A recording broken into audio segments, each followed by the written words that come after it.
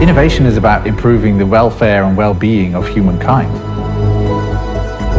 Innovation is the lifeblood of changing with the world around you. If you don't innovate, you die. Technology has great power to realize a more progressive, brighter future for humankind.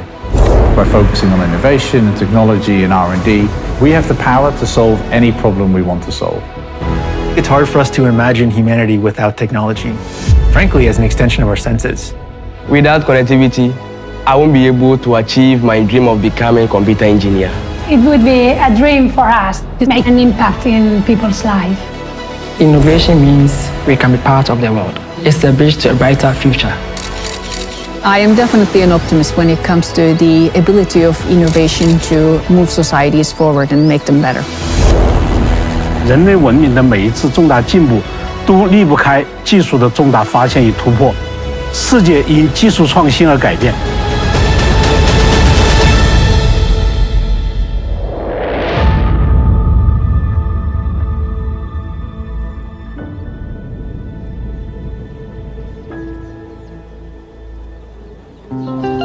True innovation harnesses the power of technology to improve lives across the world. Here, a project known as Rural Star has connected this rural corner of Africa to the World Wide Web. For local teachers like Ben, this simple innovation has been a game changer. And as you can see, the system is being managed by the Ministry of Education in partnership with the Ghana Education Service.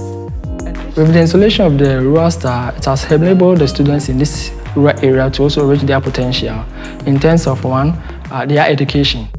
The school has been able to introduce computers in the teaching and learning process. We are having about 30 computers. For our students, innovation is a bridge to a brighter future.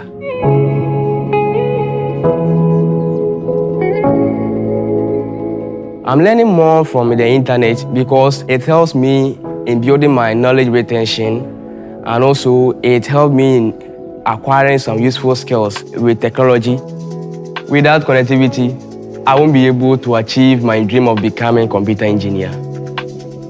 Life at Banka before connectivity was a little hectic for us. This innovation means we can be part of the world. The key to progress here is this: a light compact base station, which provides voice and mobile broadband services. In remote areas like Banka, this technology can be the difference between life and death.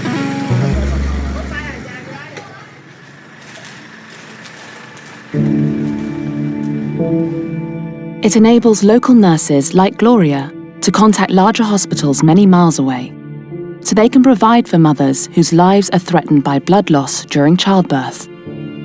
The risk in maternal mortality has to do with bleeding after birth. You can lose the mother. We had a case in this facility like that. Because here is a health center, we do not give blood. So we have to call the district hospital to make an arrangement for the woman. Because we had informed them, they were prepared and she was saved. Rural Star technology is also helping to reduce infant mortality, a huge problem in the developing world. The ability to communicate with a local midwife improves the chances of survival and a healthy birth. How are you doing? Connectivity have helped me to save a lot of mothers and their babies. As a midwife, it has helped me a lot. The distance from here to some of their villages is very far. Connectivity has really helped us. It has increased the number of pregnant women who comes to me, and the relationship between us also has really improved. I'm calling from Banka Health Center. Innovative technology has helped to improve healthcare in general across this community. Connectivity is making a great impact in our services here in Banka. Now my patients are able to book an appointment with me, especially with my family planning services. The network has helped improve the health system, and that saves lives. From saving lives to creating new opportunities, innovation has transformed communities like this across the world. In Ghana alone, over 400 cell sites have been deployed since 2017, reaching over 3.4 million people and increasing the national coverage rate from 83% to 95%. Rasta is an innovative technology which has really provided tremendous benefits economically, health-wise, education, and even security. This country is blessed because of this technology. If technological progress is the hallmark of innovation, innovation itself is rarely a simple process. It requires a blend of different ingredients. With innovation so often providing solutions to global human challenges, the first step involves identifying a problem that needs solving.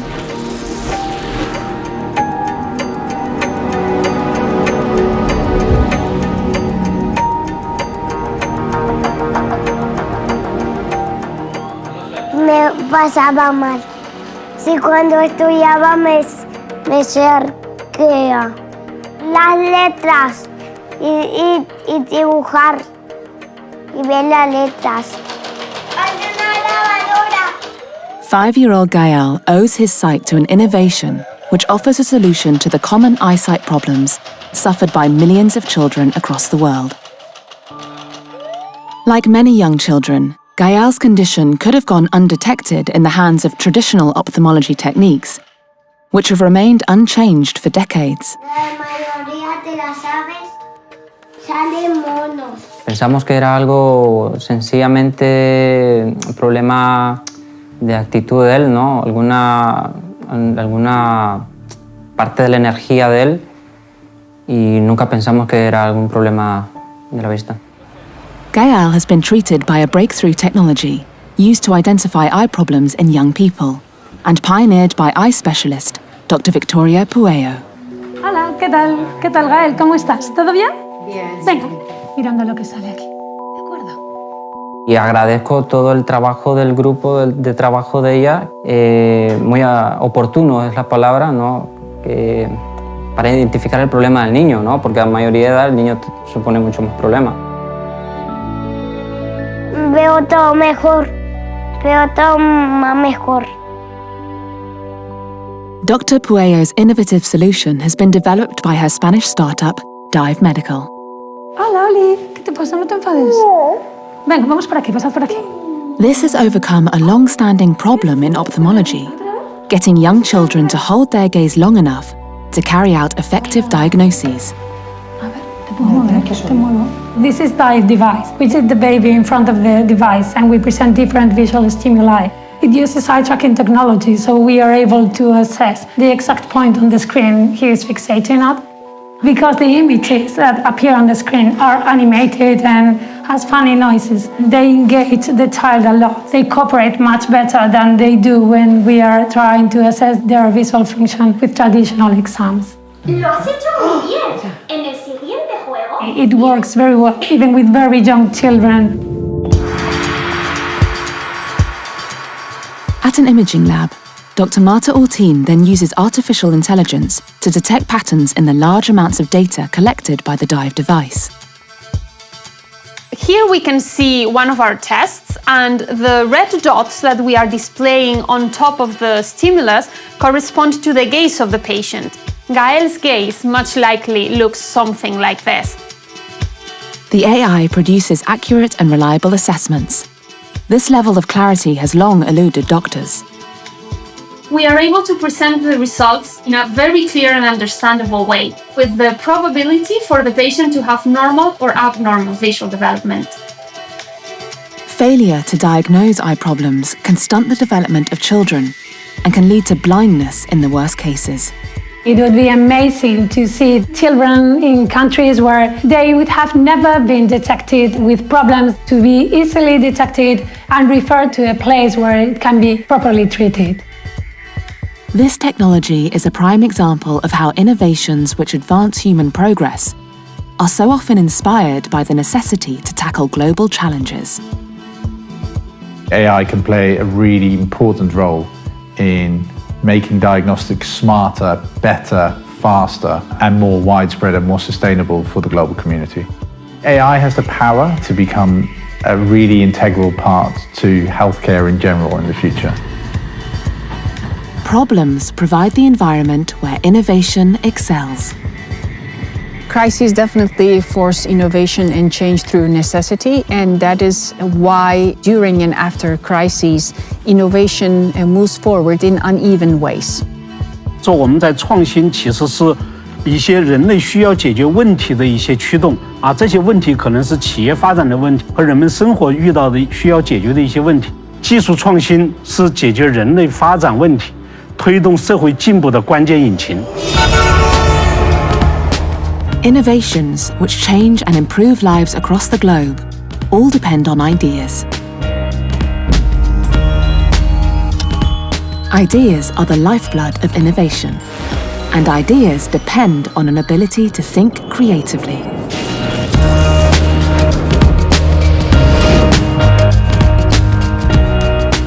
Technologists are thinking creatively about how to bring the modern digital revolution to one of humankind's oldest endeavours, agriculture. Powered by technologies like 5G, innovative ideas from drones to intelligent robots are making farming more efficient and productive. 我们说手机已经成了一个新的农具，然后直播成了新的农活。啊，他们掌握数字技术之后，也带来了非常大的改变，也享受了很多收益。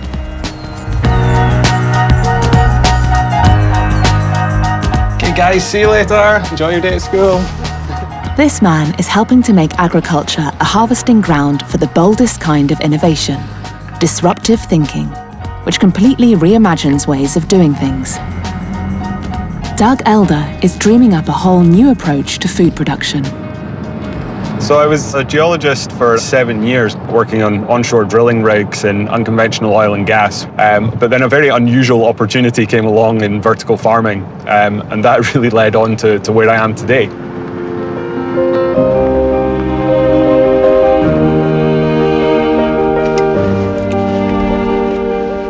Morning, Shaba. How are we doing? Doug works at Intelligent Growth Solutions, an agri-tech business that develops hardware and software platforms for the indoor farming industry. Andy, how are we doing? You had a haircut, I see. And their R&D facility at the James Hutton Institute has been called the most technologically advanced indoor farm in the world. So we're just heading into the airlock now, which is obviously our first line of defence against pest and disease. This fusion between science and agriculture is the perfect recipe for disruptive innovation. These different blocks are telling us everything from the state of the nutrient solution right through to the HVAC system and the motors and all the pumps so that we can make continuous improvements to their performance. So as we head into the towers, total controlled environment agriculture is really what we're trying to achieve with this system.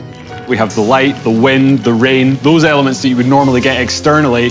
Here we take all those external influences away, but we become the provider of those. And by doing so, we can create that precision agriculture environment in here, which allows us to create the perfect environment for every crop that we interact with in this space.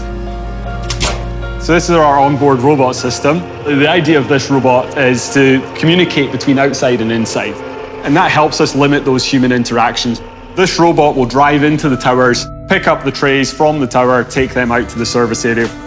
We are seeing some really interesting interactions. Farming in a lab like this brings a disruptive new approach to agriculture and creates a whole new vision, a signature of innovation. So it's important to have a pioneering spirit, to be bold and to think outside the box, to try something that seems impossible in order to have that dramatic, what we call destructive change that really affects society. While automated technologies like this are controversial to some, they could be vital for saving the planet from environmental catastrophe. Agriculture is now the most polluting industry in the world. We are impacting the climate in such a negative way. Flooding events, extreme dryness, extreme heat, the acidification of the oceans, herbicides, biocides, pesticides, the way we've mistreated the soil. There's a series of things that's making it harder and harder for us to grow high-quality, nutritious and safe food. These disruptive ideas are an example of necessary radical innovations, which will creatively destroy old ways of doing things to meet the challenges facing humankind. No one agri-tech is going to have all the answer. We're enabling new business models in agriculture, new paradigms. We kind of call it agriculture 4.0. We've got to grow more food. We've got to do it sustainably. If we don't, we will destroy the planet that we value so much. The technology is here now. It works now. There is no excuse for governments around the world not to be adopting these sorts of technologies.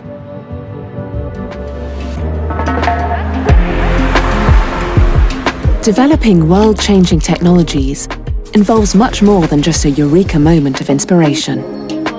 Innovation isn't just about ideas. Ideas are just a start and they're cheap. Innovation is created by the investment in the journey.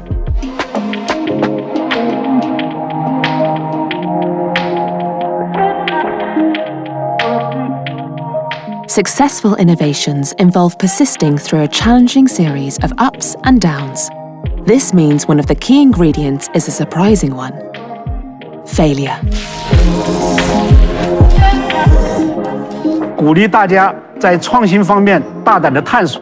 我们鼓励我们的研究团队来尝试失败，那么失败也使得我们能够不断的去找到新的一些方向。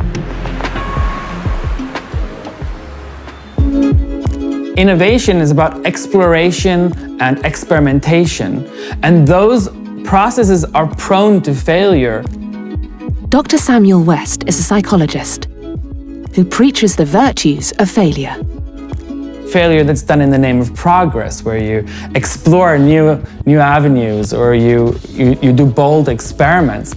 That's the failure we need to accept. He has even founded his own traveling museum dedicated to failed businesses and products. Oh, thanks a lot.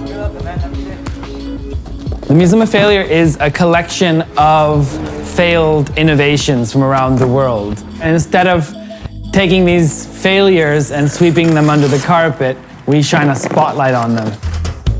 This is the Polaroid film camera. So much fun to unbox it. It's an amazing piece of technology, 3 decades too late. And in fact, the founder of Polaroid, I think his name was Edward Land, he got fired from his own company because he insisted on spending money on this thing. Samuel believes true innovators must all willingly and actively embrace failure. But failure is something we've been programmed to reject. Society glorifies success, at the same time sort of punishes and criticizes, embarrasses people who fail. It's a paradox. Those environments that are accepting and somewhat embrace failure, they're much more innovative than where failure is punished or penalized. Embracing failure means you have to be committed to the long journey of innovation and the process of research and development. A lot of R&D is going to be leading to nothing, but some of it, especially when you're thinking about exploratory innovation, is going to be groundbreaking. So you need to commit to R&D just as a principle.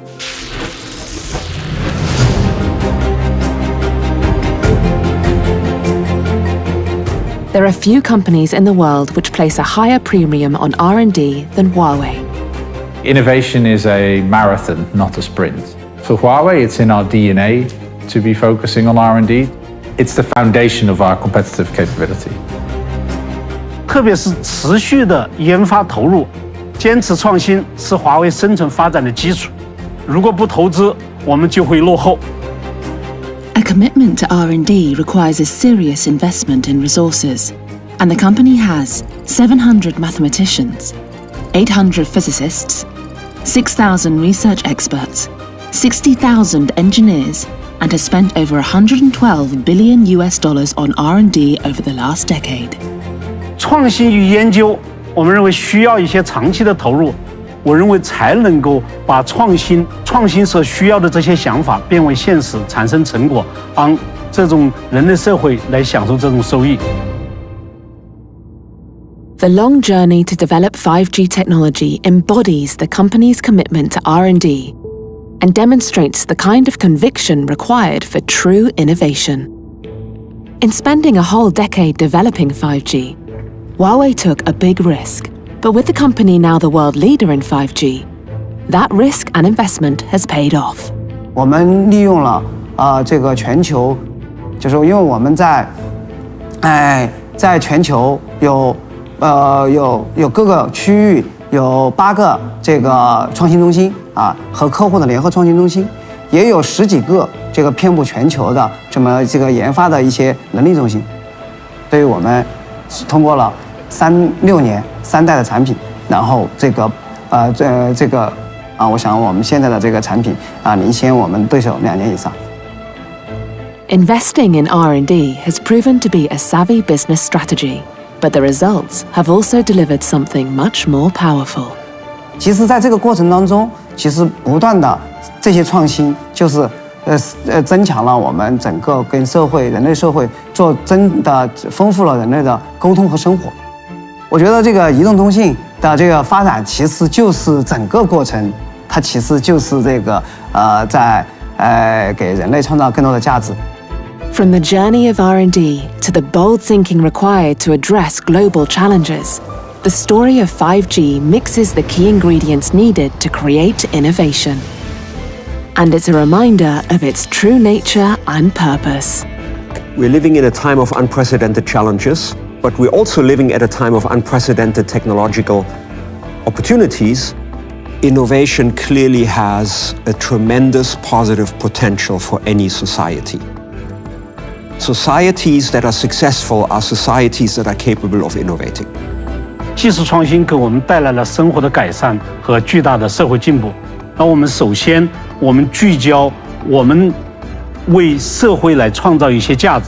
我们所有这些技术创新，就怎么能真正的帮助解决人类的问题带来这样的一些福祉。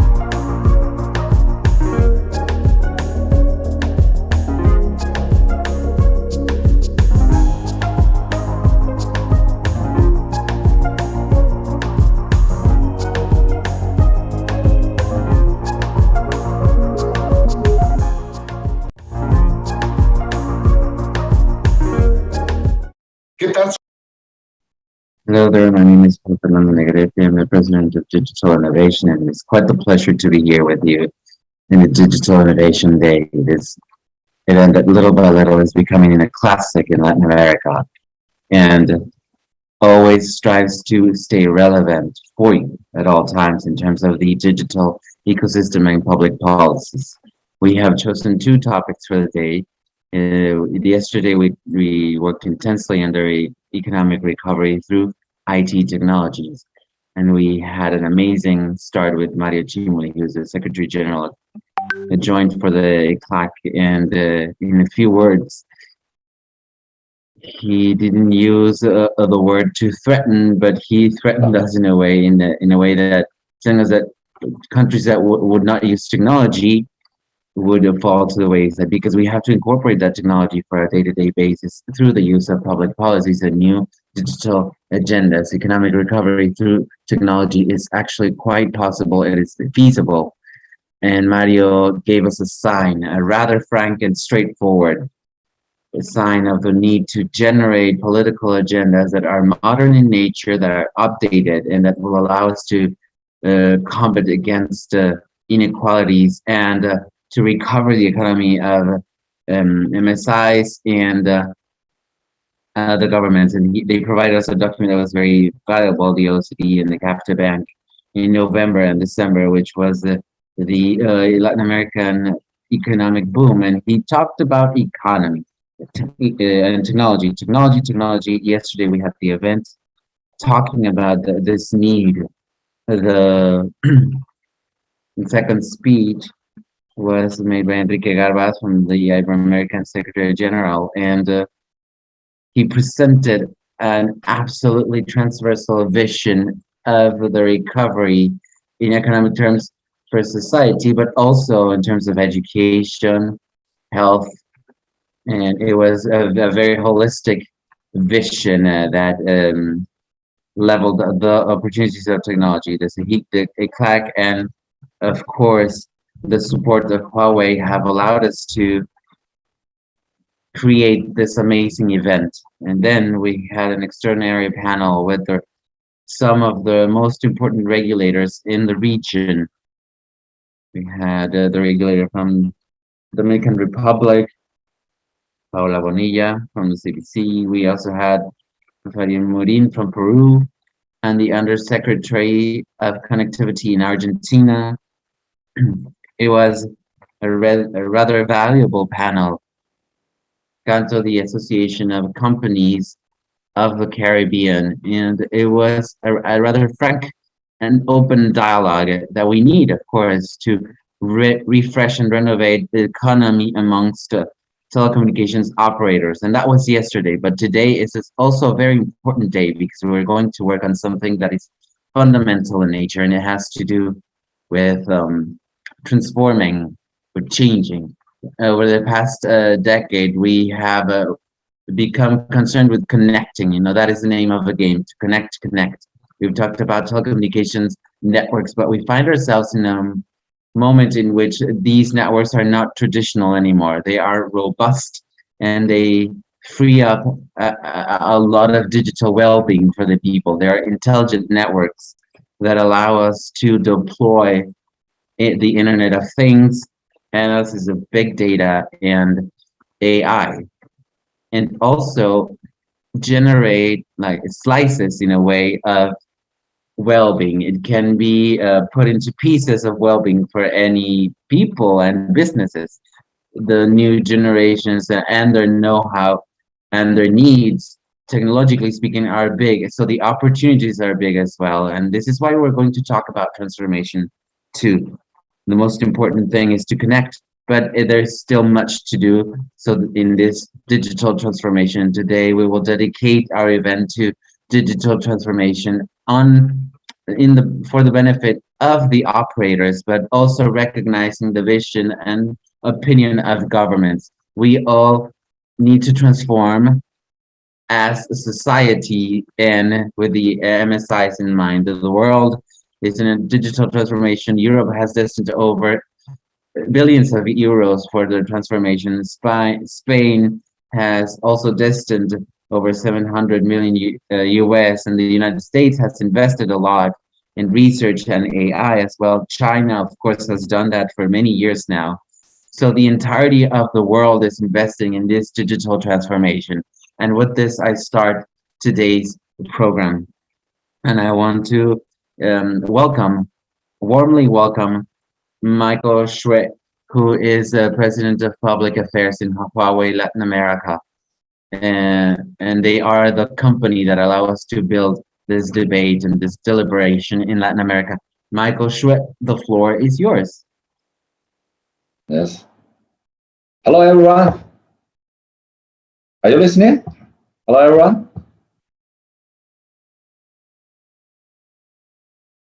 I'm Michael Xue.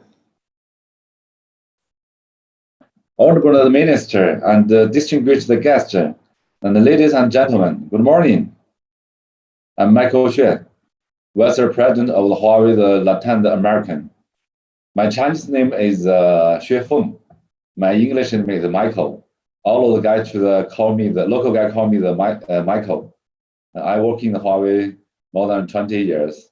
I stay the Latin American already 7 years. I like the Latin American, warm and hot. Okay, the first, a warm welcome back to the all those who are here for the second days of the Innovation Day. On them, that is relevant for us all, digital transformation. I would like to begin by calling your attention to the report we have just released. It's called Intelligent the World 2030, a vision for our world in the 2030, or the 10 years from now. It's a world much more digital and better. The part that is the most interesting to me is say we shall be able to re-engage repetition and the dangerous world to the machine. Its song is good, and it is coming is true. At Huawei, we have state-of-the-art factory where only very few people can manage a higher automatic product line that produce a smartphone every 20 plus seconds. We have launched the solution for the mining industry and demonstrated how you can operate a machine on a mining field 100 of the mile away from on the exhibition hall. It's feeling very much like playing computer games. Similar, the skins can be seen at the port. The worker not longer have to operate a crane in the hot, humid weather. Instead, they can now operate in the machinery from the air condition control center, use the faster telecom network.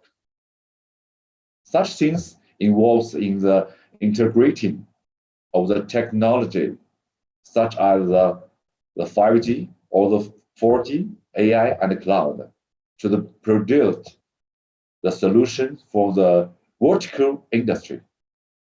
They have the potential to transform almost each and every industry on this planet. I also agree to the potential for the improvement in terms of the efficiency. They are green. In Brazil, we have shown how you can combine drones with the field connecting and the cloud and AI to enable smart agriculture. We can use the drones to take the higher resolution emerging for the crops. Send them over the faster network to the data center from analysis, and instantly to send the information to the drone on how much pesticide to use. It's free us from the manual label and the health risk, and reduced the use of the pesticide. For this, it can be the first the 4G, not necessarily the 5G. But you can see how great change we can produce with the convergence of the technology, such as network, AI, and cloud. When we have the 5G in the next few years, it's going to be much faster. We have launched the smart mining solution in this region. The result is very encouraging, both of us and for our partner. Today, we have the partner here from the banking industry. I believe that he can tell you what change is expected in the coming 10 years. They have already have the dramatic change in recent years, but the future have more surprise. We see a great and promotion future, but we need to act. Well, the potential there. We need the policy to help the adoption of such technology, not only for the big campaign, but also for the small and middle enterprise. She faced the barriers such as fund, policy, and talent. I would like to draw your attention to the survey by the Boston Consulting Group. It's found that the top barrier of the infrastructure, adoption of the digital technology by the small and the middle enterprise, as well as the talent. We have been making effort with our partner and the stakeholder. We try to raise the awareness, but also the important digital technology and the national digital strategy. We work together to bridge the digital divide. We have helped train the 50,000 digital talent over the past 3 years in this region. The future is here. It's time for us to act together. We see ourselves as enable helping create value for our partner. We have launched the fund to enable the digital technology partner, especially the small and middle enterprise, by helping them go on cloud. I'm looking forward to hearing your insight and the observation, including those on the digital transformation of the vertical industry, the policy, and the strategy. I can't wait for the conversation to begin. Thank you. Thank you, everyone. Thank you.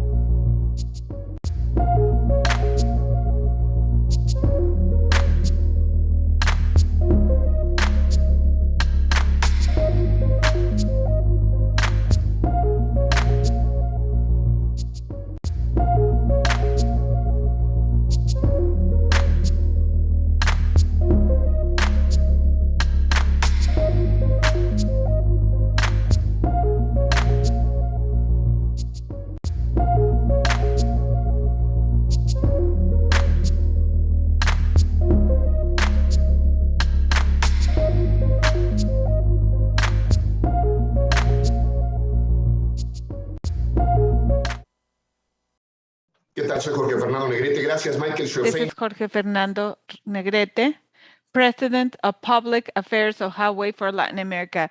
Thank you for your message.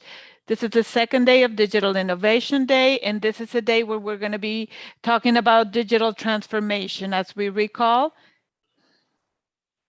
yesterday was about digital economy as a way to recover economic indicator, to recover the productivity capacity and digital equality among the different economies in Latin America. And today we're in the next topic, to connect from the beginning to transform the world digitally. It's a pleasure to introduce the Vice Minister of Telecommunications in Bolivia, Edwin Arandia. You have the floor. Good morning. Good morning, everyone. I want to thank you. I want to thank the organizers of this interesting meeting for inviting us to participate and to tell you very briefly about the Bolivian experience about LATAM.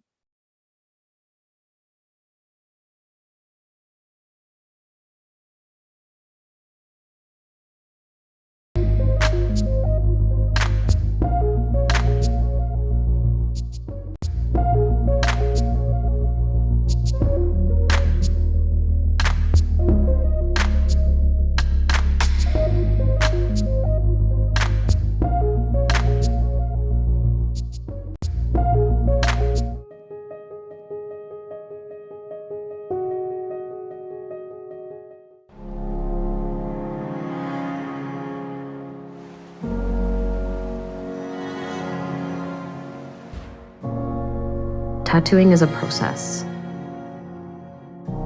It's a mental, physical, spiritual process. It's counseling, it's healing, and it's magic. What I love online is when Inuit are representing themselves for other Inuits. That's what I really love about connecting online and showing my stuff. Tattooing with traditional methods is to reawaken our ancestral physical memories. So when we do... Buenos días, continuamos. Adelante con el ministro. We continue with the Subsecretary of Telecommunications in Bolivia. Once again, good morning, everyone. First, I want to thank the meeting organizers, and I also want to give a warm welcome to all the authorities, national and from different countries, to all the experts that are participating in this important meeting.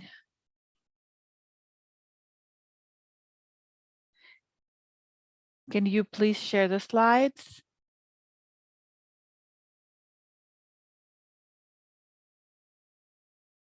The first one.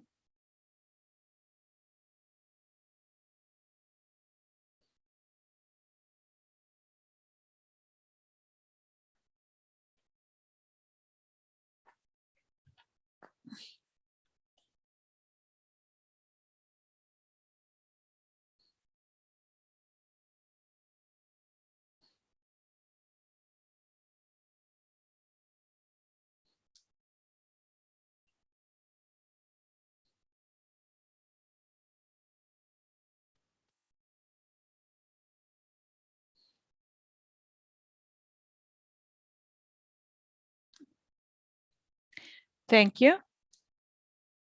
Let's recall that Bolivia, just 10 years ago, had extreme poverty indexes, the highest in the region. There were about 38%. And with respect to the digital divide, the indicators stated that the situation was critical, so much that internet coverage in the rural areas, it was pretty much 0% at this place. It's necessary to say that in order to turn this over, it was necessary that my country stated a new constitutional order to acknowledge the importance of telecommunications in the integral development of everything. We can say that in the world, the digital economy, it's in the process of becoming a reality. The Constitution in our country acknowledges telecommunications as a basic service of constitutional rights and universal access, where the state is responsible at all levels of the government to guarantee access. With this constitutional framework, we have developed new plans and programs that are destined to reduce the coverage gap. The plan for social development 2016-2020, that is the program for the government. We have denominated this as socialization. Set the goal, internet services to 100% of the places to a population over 50 inhabitants, to provide mobile services to all of those places that had a population of over 50.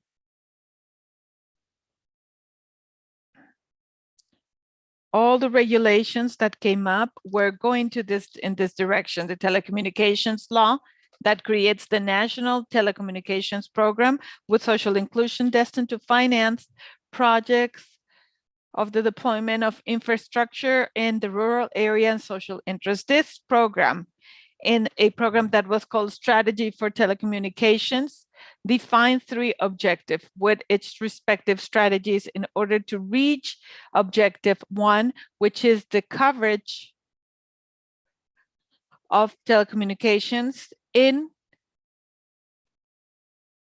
places with over 50 citizens, inhabitants, and with the following strategies: to prioritize mobile access, the deployment of projects should be low cost, and also to start with broadband deployment in the rural areas. The strategic objective was to try to look at the deployment of these networks in such a way that the deployment is with harmony throughout the country, and with the strategies to prioritize those areas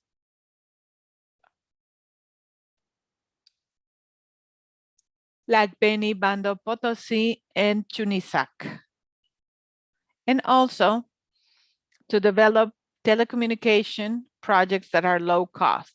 The objective, the strategic objective number 3, is after looking for multi-sectorial synergies for all these projects to be sustainable.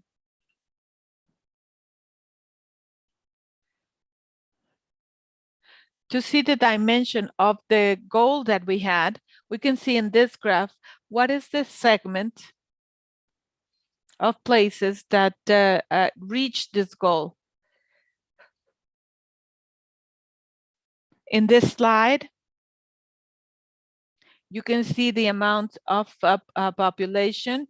We have 204 different locations with more than 2,000 inhabitants that are in the urban areas.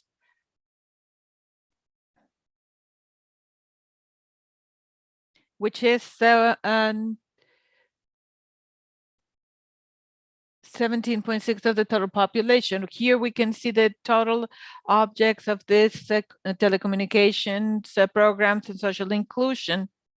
With this is 60,272 places between 50 and 2,000 inhabitants, representing 30.3% of the population in Bolivia along the entire national territory.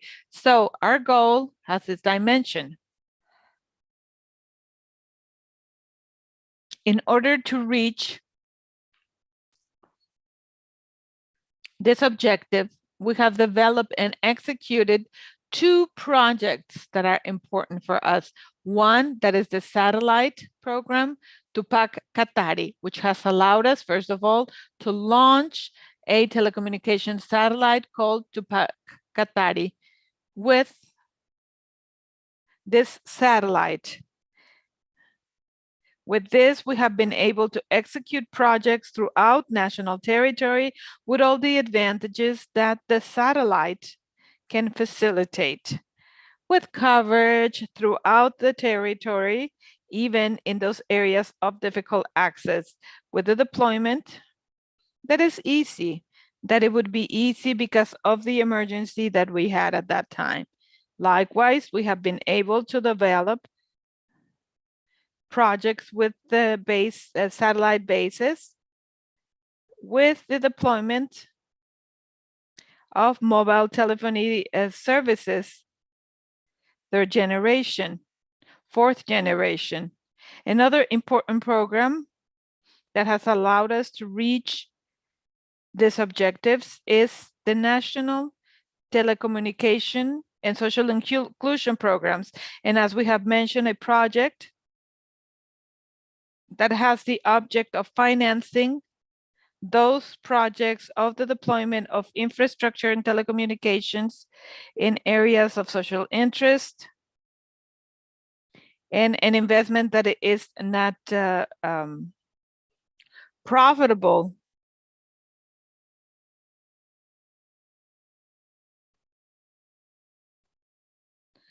We can see this with the internet services provided, public telephone services, and basically we have a set of projects that allowed us with this financing with bring telecommunication, voice, and data through the different bases, mainly 3G and 4G. This program has financed projects that have brought internet to different communities through different media.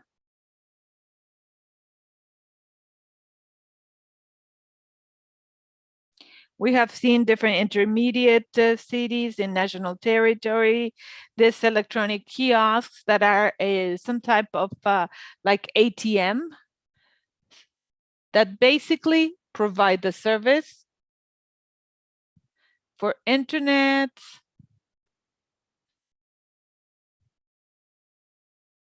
and some other services of e-government. They can't pay for some of the services, electricity, and so on. And last, a project, an important project that makes this effort of taking the services of emphasizing broadband services, the implementation of a national network of fiber optics, with which we have seen the connection of, we will see the connection of all the different capitals of the municipalities, an important number of places that are object of the broadband plan to the trunk line of the National Telecommunications Company, and which allows broadband services at this towns. Can we go to the next one? If we see the changes, the situation in the coverage, particularly in mobile services, with the different projects for the implementation of radio bases and mobile services. This graph has been segmented by municipality, and each municipality has really been seen with a different color depending on the percentage of coverage that it has. The municipalities that have a percentage of the 0 and 20% are there, and so on and so forth. And those municipalities in 20%, 20 and 40% in orange, until they get to a deep green color, where the municipalities have reached 80 to 60% of the states. And you can see that the situation has really changed substantially. And with the connectivity of fiber optics,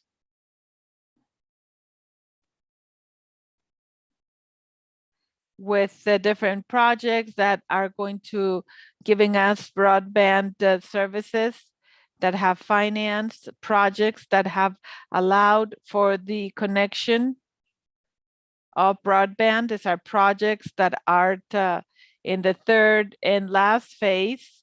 They're going to allow for 340 capitals in the municipality and a total 120 intermediate places that are part of the broadband plan. And with this,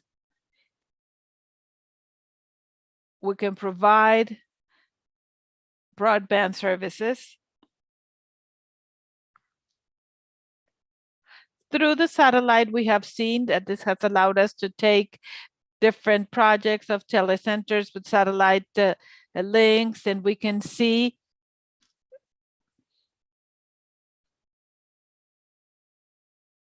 and this is pretty much the implementation of a normal telecenter. This is what we are looking into, and this is adapted with TV systems to see everything, public telephone services, and everything needed for a cyber cafe.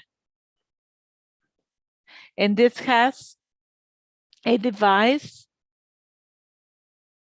to cover mobile voice and internet services, and we have implemented in radio base with satellite linkage of UMTS third and fourth generation.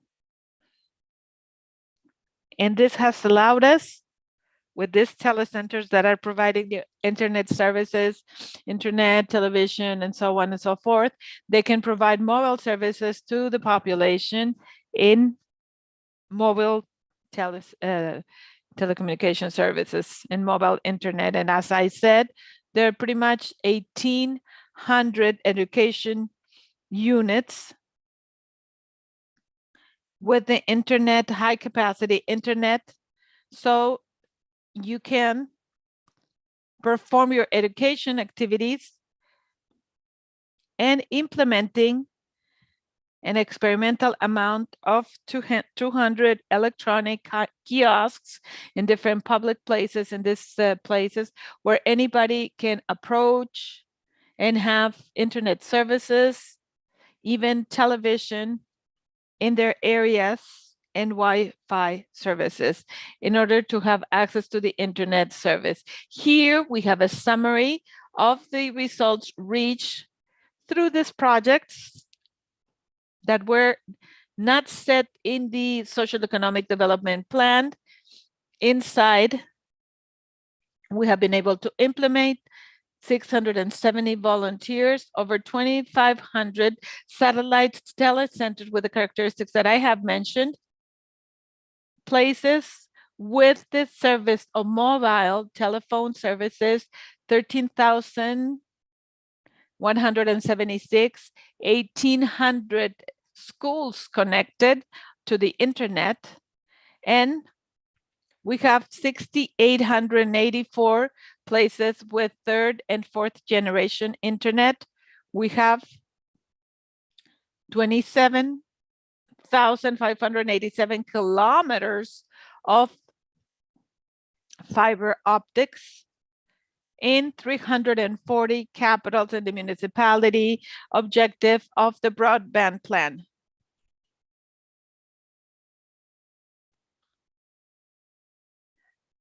And we have all of this with the 13,176 that have mobile services and 6,884 towns with the internet. Some of them have both services, and we can say almost for sure that over 16,000 towns have coverage or either mobile telephone services, 3G, at least in the broadband internet.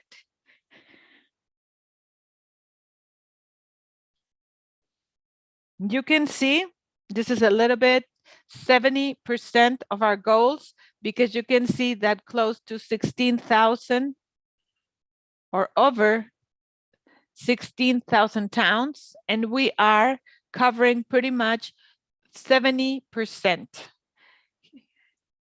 This is with respect to what we have been able to do and the coverage and technologies that have allowed us to reach those goals in the way that we have described. As of now, we have a new challenge that is also set in the new National Program for Social Economic Development for the next few years, where the same Pillar 2, the goal is a lot more ambitious, and we can see it in the government or presidential government plan, and is to reach 100% of all the citizens with telephone and internet services. So this is basically setting the conditions and the programs that are going to take us to reach that goal. Within the challenges that we have looking forward, and the next speakers are going to be talking about this, are different pillars that we're going to be managing in digital ecosystem. For this, we need to have full digital inclusion to close the gaps in access, also in access to the internet, emphasize in infrastructure that can support the services over fiber optics at all the capitals that have broadband internet, schools and hospitals to be connected mainly, for the development of digital public services. And last, that we can set a perspective towards the digital economy to cover the GDP with the use of new technologies to improve the capacity for the internationalization of our companies. I close now. This is a brief summary of what we have been able to do with respect to inclusion and connectivity and the technologies that we have used. I thank you for your time, and I'll see you. Thank you so much.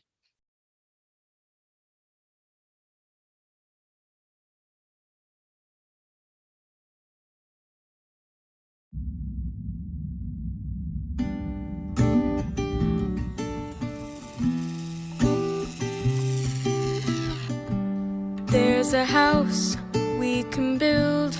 Every room inside is filled with things from far away. The special things I compile, each one there to make you smile on a rainy day. They can say it all sounds crazy. They can say we've lost our minds. I don't care if they call us crazy. Run away to a world that we design. Every night I lie in bed, the brightest colors fill my head. A million dreams are keeping me awake. I think of what the world could be, a vision of the one I see. A million dreams is all it's gonna take. Oh, a million dreams for the world we're gonna make.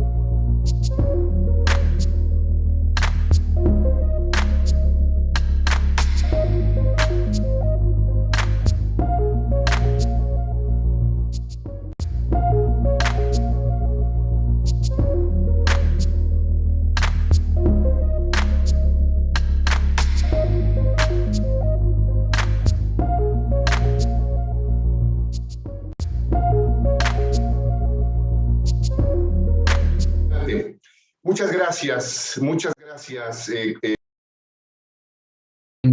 Thank you for joining us. We are still live in the Digital Innovation Day. Thank you to the ECLAC, specifically to Hawaii as well, for support, and the General Secretary of Iberoamerica, who realized the President meeting, and the people at the ECLAC and Huawei for making this a reality. We have two big areas to talk about. The first one has to do with the economic recovery through IT in Latin America. And today it has something to do with something rather important, that is the ability to change the lives of people, the MSIs, and to change public administration from the governments. We can connect, but if there is no digital transformation, there will be no digital well-being. All the capabilities that the government has to provide fundamental rights and access to these technologies won't happen, especially because these are the tools that we have for the Internet of Things and AIs and whatnot.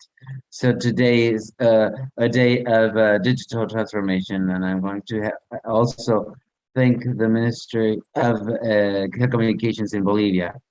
So as I told you, this is about digital transformation, and I want to introduce a professional of everything that has to do with innovation and digital transformation in the government. This is Marisabel Mejia from the CAIF governance body. Marisabel, now the floor is yours. Jorge, thank you so much for the invitation and for this presentation. Would you like me to start with the presentation then?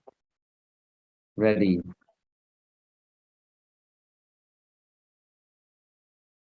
I'm going to have to prepare a presentation.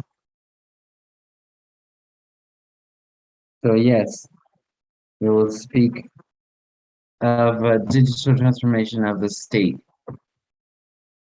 More than to talk about the need of connectivity per se, as we know is a need, we will talk about all the processes that need to happen so that people that are truly connected can actually do so with the state to receive better public services and to truly have a better quality of life, which is what we strive for when we talk about digital transformation of the state.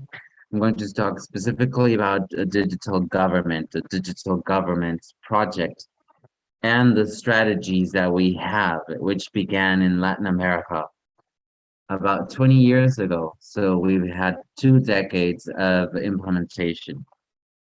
These strategies were focused specifically in simplifying and digitizing documentations and any form of interactivity and red tape with the government. So there are many countries that have these forms of access, and we have created spaces of interaction and digital participation all over. And we've been implementing and deploying these strategies of data collection that are public in nature. And as I told you, the government has promoted these strategies of openness of data that will help not only society at large, but also entrepreneurs in the creation of applications for citizens, for researchers even, and for the public sector in general. So what have been the results of these strategies and what we have achieved in these 20 past years? Well, we have achieved better efficiency in public administration, better levels of transparency and citizens' participation. And due to the simplification of red tape, we have saved time and money to the citizenship at large. And we have here the most recognized index in terms of digital governance. And it has to do with the unit of development for social development, e-government development index from the United Nations. And this has been measured ever since 2003. And we have the metrics for those countries that are part of our association, CAEF, since 2003 to 2020. And in the gray bars, we see how it started in 2003, and in 2020 we see the pink bars. There are countries in which these 17 years have made quite the strides. Some of them, like Spain, the one that does the best in terms of digital government is Uruguay, but we also have Uruguay, Argentina, and Chile, which is actually better than Portugal. So those countries are close to being the leading nation, which at the time is Denmark. In 2020, in 2003, it used to be the United States, but there are several other countries that still have a long way to go. Some of them have taken huge leaps, like Uruguay, for instance, since 2003 to 2020, made it quite the strides. But there are others that are still that still need to follow suit. And the region has several gigantic challenges that still persist and have become more serious as the pandemic ravages through. We have the things related to poverty, inequality, lack of trust in institutions, unemployment, climatic emergency, corruption throughout the region. And these challenges demand new forms of governance. And what we see is, and what we need as well, is more agile, open, and innovative governments that are, and we have an opportunity in the intelligence of data and the new technology. And so we at the CAF believe that the governments of the region need to focus themselves specifically, because we've been working for 2 decades and there's still a long way to go. There we have still a few problems that didn't happen because unfortunately the citizens no longer believe in the state and they waste a lot of time in the red tape. So these 4 aspects need to be tackled, of course. Need to work on the whole red tape thing and to develop cross-cutting solutions. And we'll see that in detail, to make the most of the data and emerging data and technologies, and to work on creating on skill building and creating talent to make the most of these to harness these innovations. And so we'll go and see each and every single one. When it comes to the digital services and red tape, we have a few that have been digitized, and there's countries that want to do that at 100%. For instance, Brazil has advanced a lot in that. Denmark has done so already in digitizing their red tape. I don't know if all countries should actually shoot for that, at least for not 100% of it, because there's red tape, of course, that that are not as impactful. So my recommendation is to make those that have to digitize those that have the most impact, to actually put them online. And the other part is to integrate them through a sole website, because what's been happening over the past 20 years is that every government entity created their own website and they digitized their own documents, and this disorder that we would find before in the real world, we would find it in the net, and the user doesn't really know where to go, and therefore the unique or the solely integrated websites become very relevant. They become the sole site in which the citizens can go in and they can interact with the state directly. And of course, quality is important because there's red tape and documents that have been digitized, but many of them are not as easy to use. The technology that is being used is usually not updated or the best. We have digitized part of the document, but not the whole thing. So you have to work on the integration from starting point to endpoint. So that implies that the systems of information behind these documents must be digital as well, and they have to be interconnected with one another. And that, of course, includes to improve the user experience. It has to be a nice experience, you know, to do to engage in red tape online. We need to also classify the use, because it doesn't work if you just have the document there and people don't use it. So these strategies of appropriation have to be extremely important and put to the front. There is a lot to do in terms of modernizing our administrations. As I said, we started to do so many years ago, and we need to update them, of course, and we also need to push for interactivity, so that and operations, so that every state institution is no longer an island. They work as a continent, and they are connected, which is a topic that I see with us, and it's just as important to tackle. And that is the importance of these strategies at a local level.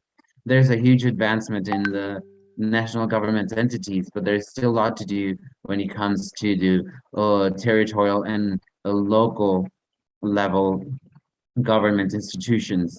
And when it comes to cross-cutting solutions, it doesn't mean that the entirety of the government has to do the same thing. No, you need to develop transversal solutions that serve every single person in the state, like digital identity, digital signature, emails, push notifications, everything that has to do with digital solutions. You know, like maybe the actual the in Colombia, we release what we call the digital portfolio, in which you concentrate all these documents that the state has from us as citizens. This third political axis, is, which I believe is a priority in Latin American governments, is harnessing data and emergence technologies. We know that we have to work in connectivity, that we need to digitize all red tape, but there is a great opportunity in these emerging community, like big data analytics, AI, blockchain, the Internet of Things. They're all there, so we have to begin to harness them and to create and bolster data structures and infrastructures. These infrastructures are the raw material in which from which the AI can eke out some form of result. So we have to create governance models for these infrastructures of data, so that we can have quality data available that would actually help us to do what we want. This is what we call a data-driven politics sector. That is a public sector that is pushed by data. Why? To depurate the way in which we do public policies and creating better infrastructure of data, but understanding what are the actual problems, the problems that we were talking about, everything that has to do with mobility in the city, unemployment, corruption, all of these problems. Through an analysis of the data, we can actually understand what are the problems, and when they happen, where they happen, in which populations, in which sites, whether they're growing or decreasing. That is a way in which we can understand the problems, and therefore we can create better public policies. And also the data help us in designing better services for better solutions for the citizens that will reach them, and we have to become more proactive as well. We have to be that way too. And of course, these technologies help us in improving the internal efficiency of the government, in automating processes and becoming an ally of the public servant. I have a lot of experience in this. It is an initiative that was boosted by CAF, and what we're trying to do is to promote the use of data and AI within the public sector. We just released a regional report that you can check on our website, and there we have cases in which the AI has been used in education and health to come back to corruption practices, embezzlement, injustice, and fiscal evasion, tax evasion. And I entice you to go check it out, because it shows you how we can make the most of the data in emergent economies, but in a responsible manner, through accountability in the public sector. The fourth axis that I believe we should focus the most, specifically the governments right now, has to do with talent and skill building, and also the culture of innovation. We have to implement integral policies to create for skill building purposes at the digital level, but not only for specialist groups in IT or data or analytics.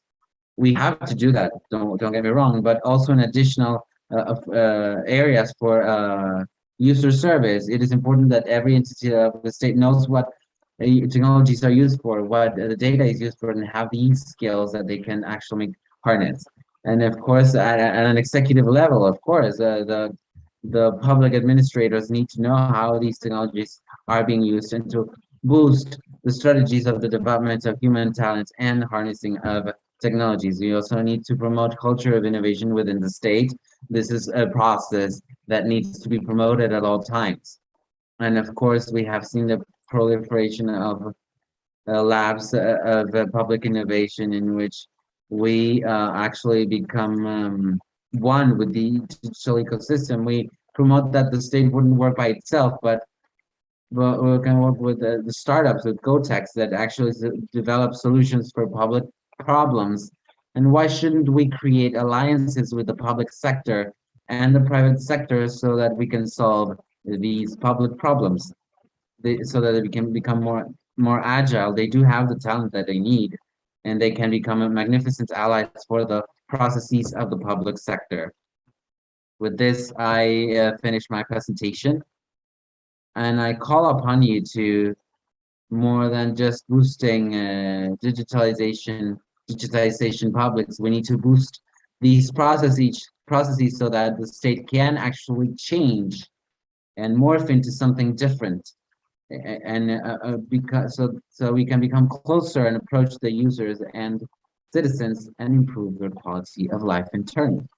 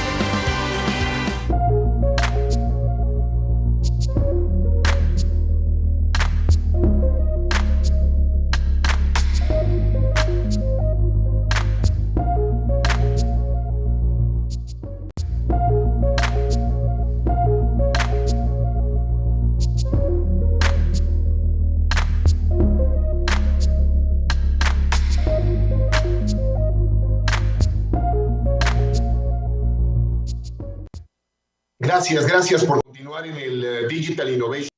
Thank you for staying with Digital Innovation Day, the most important meeting to reflect about the economic recovery of the Latin American economies after, during the pandemic, and also to reflect on the digital transformation of the economies and to create digital well-being to our citizens. I want to thank Isabel Mejia, Senior Executive with Banco CAFT, that has been our partner in several projects. I restate that this is an initiative, a project that has been put together between the OECD and the organization that puts together the Summit of the Presidents in Latin America, and Huawei, that allows the construction of this dialogue and reflection among the governments in Latin America work live.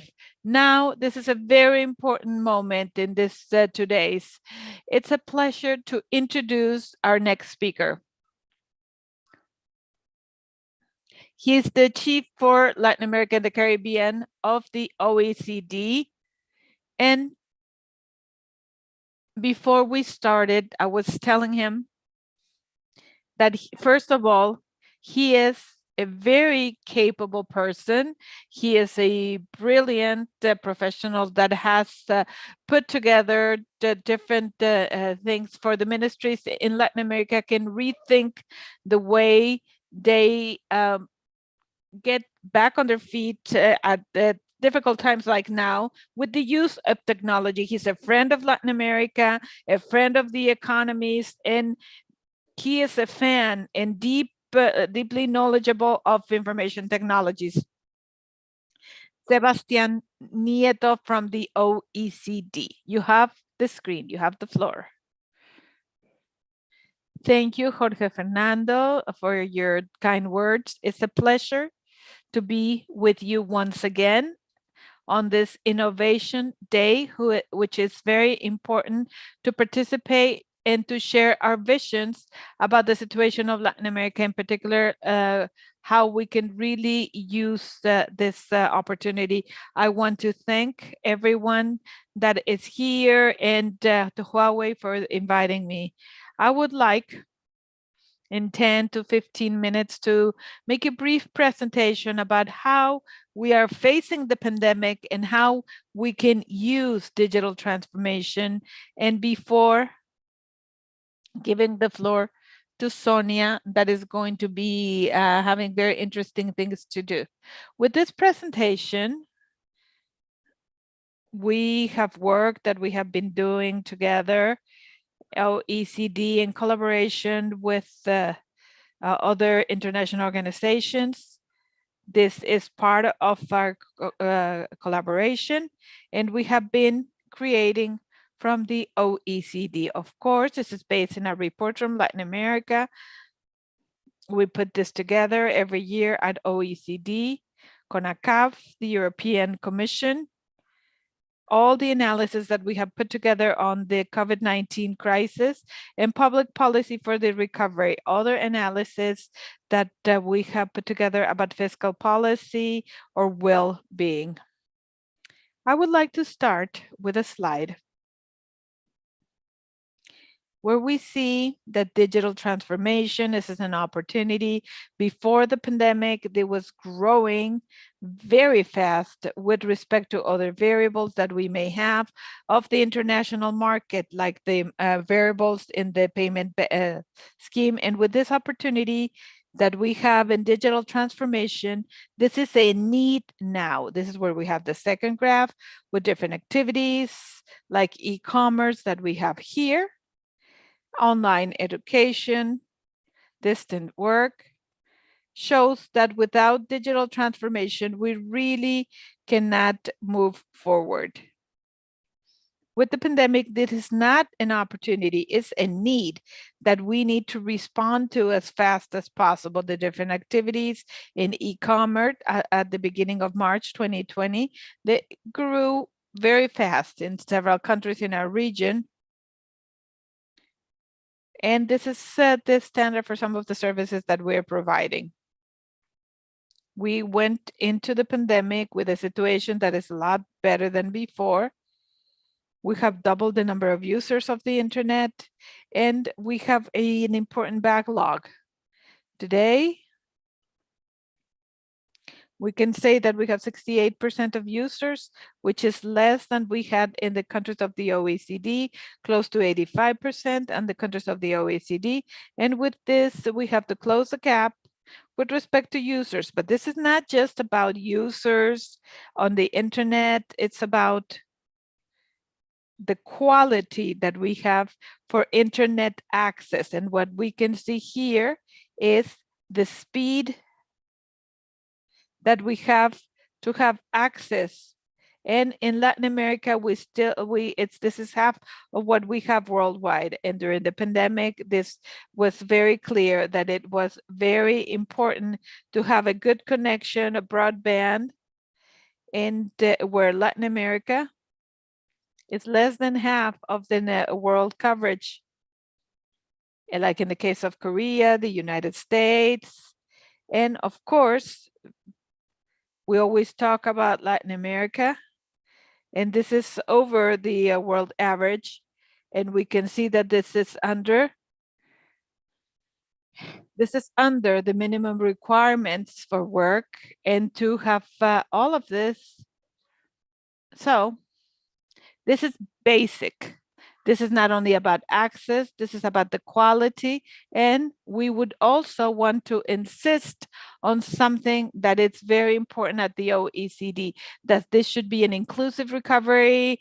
And we have in technologies, this is something that we have to be closing these gaps, not only with respect to socioeconomic level, and something where my friends in Latin America are part of, but also the high disparities that we have at the subnational level. And what we see compared to the OECD countries, and here only taking into account the number of students per computer, we can see that the number of students per computer in Latin America varies in a very important manner in the different states. And this has to do whether they're in a larger city or a smaller city, and also in the low green as the OECD countries.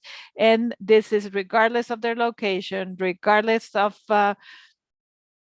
the areas where they are, or whether the students go to a public school or not. So we need more inclusion as we face all of this with the location and also at the socioeconomic level. We have seen, with respect to the students, what we have seen is that there are very few schools before the pandemic. And not only this is about connectivity, only infrastructure, but also to see how we're using the digital connection. And this is about understanding availability and the learning online, particularly the countries that we see, the platforms that have a percentage that is lower with respect to what we have in OECD. Is not only less, but it's in the industry, we're talking about education centers that are not so positive, or the ones that have more income, like in the case of Colombia, Brazil. And the differences are so important with respect to heterogeneity at the level of the schools. We also have to think at the level of the companies, talking about the schools, the students. There's no question, we need to go towards a better insertion in the ecosystem, in the educational ecosystem. Digitalized economy, we have to promote a better industrial fabric and to rethink and take into account the activities that we have, business, e-commerce, and also the benefits that we can get from the intelligence. In front of this, we have seen advances, there's no question, high percentage of companies that are connected to the internet that also have transactions through e-banking and some other activities that are well represented. One of them is for small and medium-sized company, for SMEs, with the digital transformation or not digitization, and we can use this a lot better. For the companies, I believe that this should be a digital transformation that is going to help the companies where we still have different companies, particularly small companies that are part of a local production chain. And this helps to generate better productivity, better integration of the companies, often regional integration. And for this, we have to think. We need to think about access. We need to look about quality access. As we face the competencies, and here we're talking about the advantages of workers, what we find is that over 20% of the jobs have have automation without any policies. They do it, but more than ever, we need to support the workers. It's not that we are defending the jobs, but we have to support the employees, the workers. We need to work together with policymakers to promote formal work. And how can we take the economic recovery, because it's a need to think about tomorrow's work and to see what to cut down the gap that we have in Latin America. Otherwise, we're going to keep having very difficult figures in public policy to resolve this in the social arena. With this, we go to high levels of poverty, high levels of inequality with the pandemic.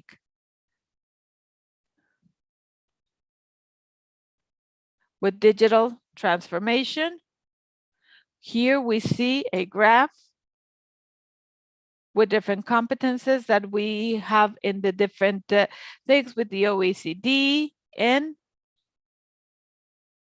adults with education that is less than high school level, of adults with a third level education, they have they're at disadvantage from others. So we need to go hand in hand with adults, and also to think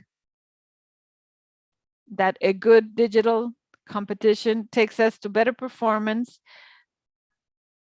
And we can see how this is so important. I want to emphasize on something else that is very important as we face the pandemic, but we had before in Latin America, and is how we approach citizens. And what we have seen is that people are not as happy in Latin America, and for which we can see that this can take us to different situation, more inclusive, more efficient. And this is extremely important to reach the processes for the for Latin America. In digital transformation, we can see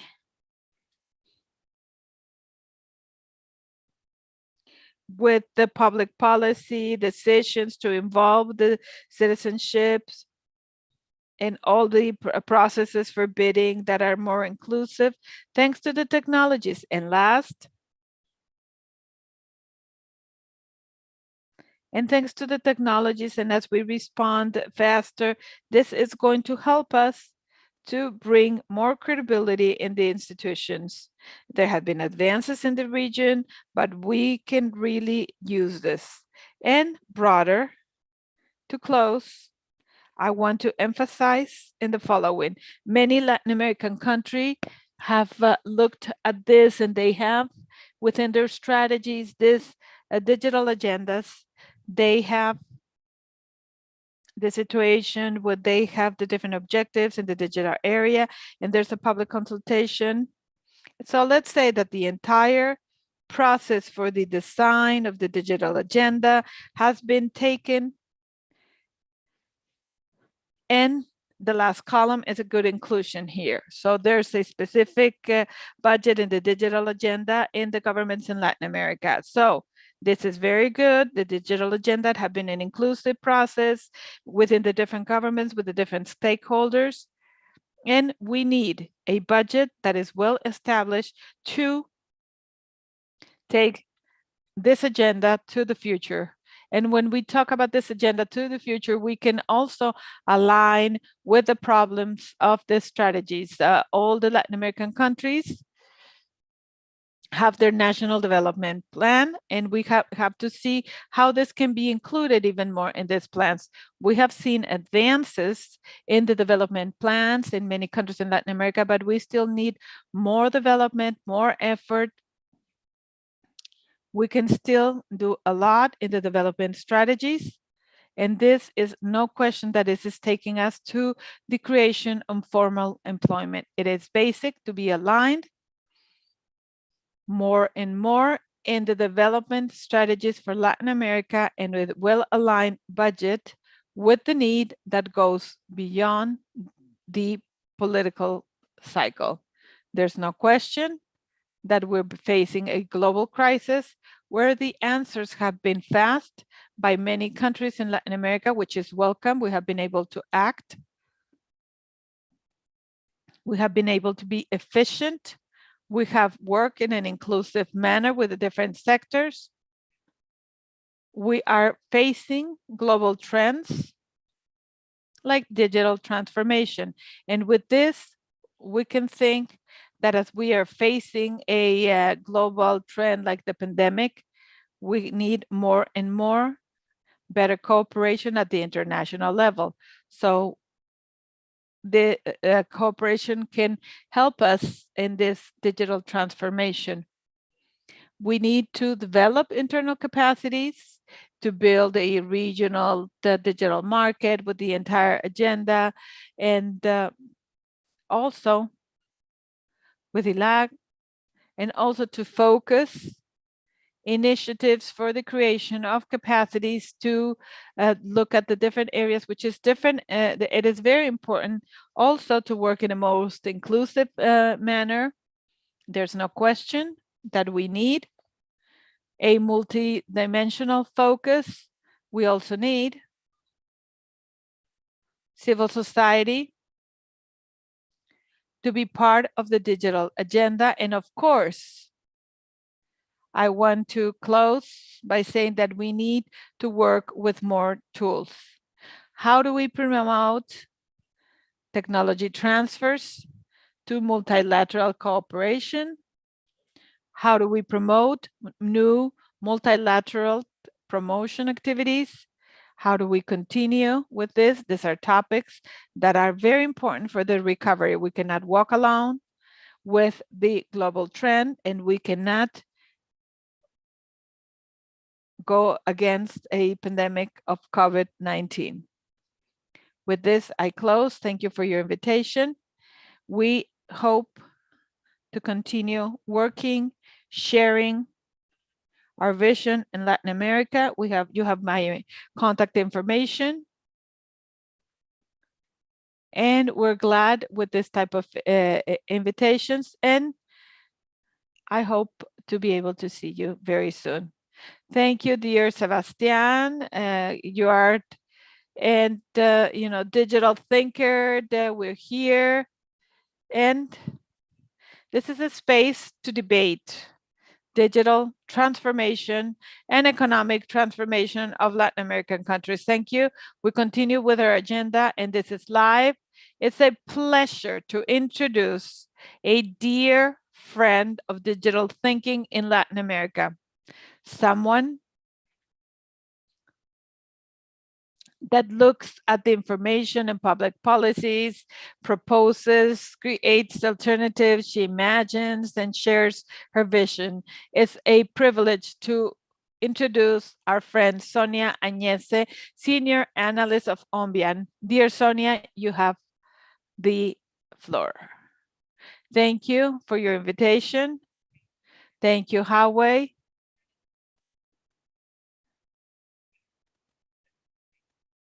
It's a pleasure to talk about digital transformation in the industries, and I'm going to be sharing a presentation with a few slides.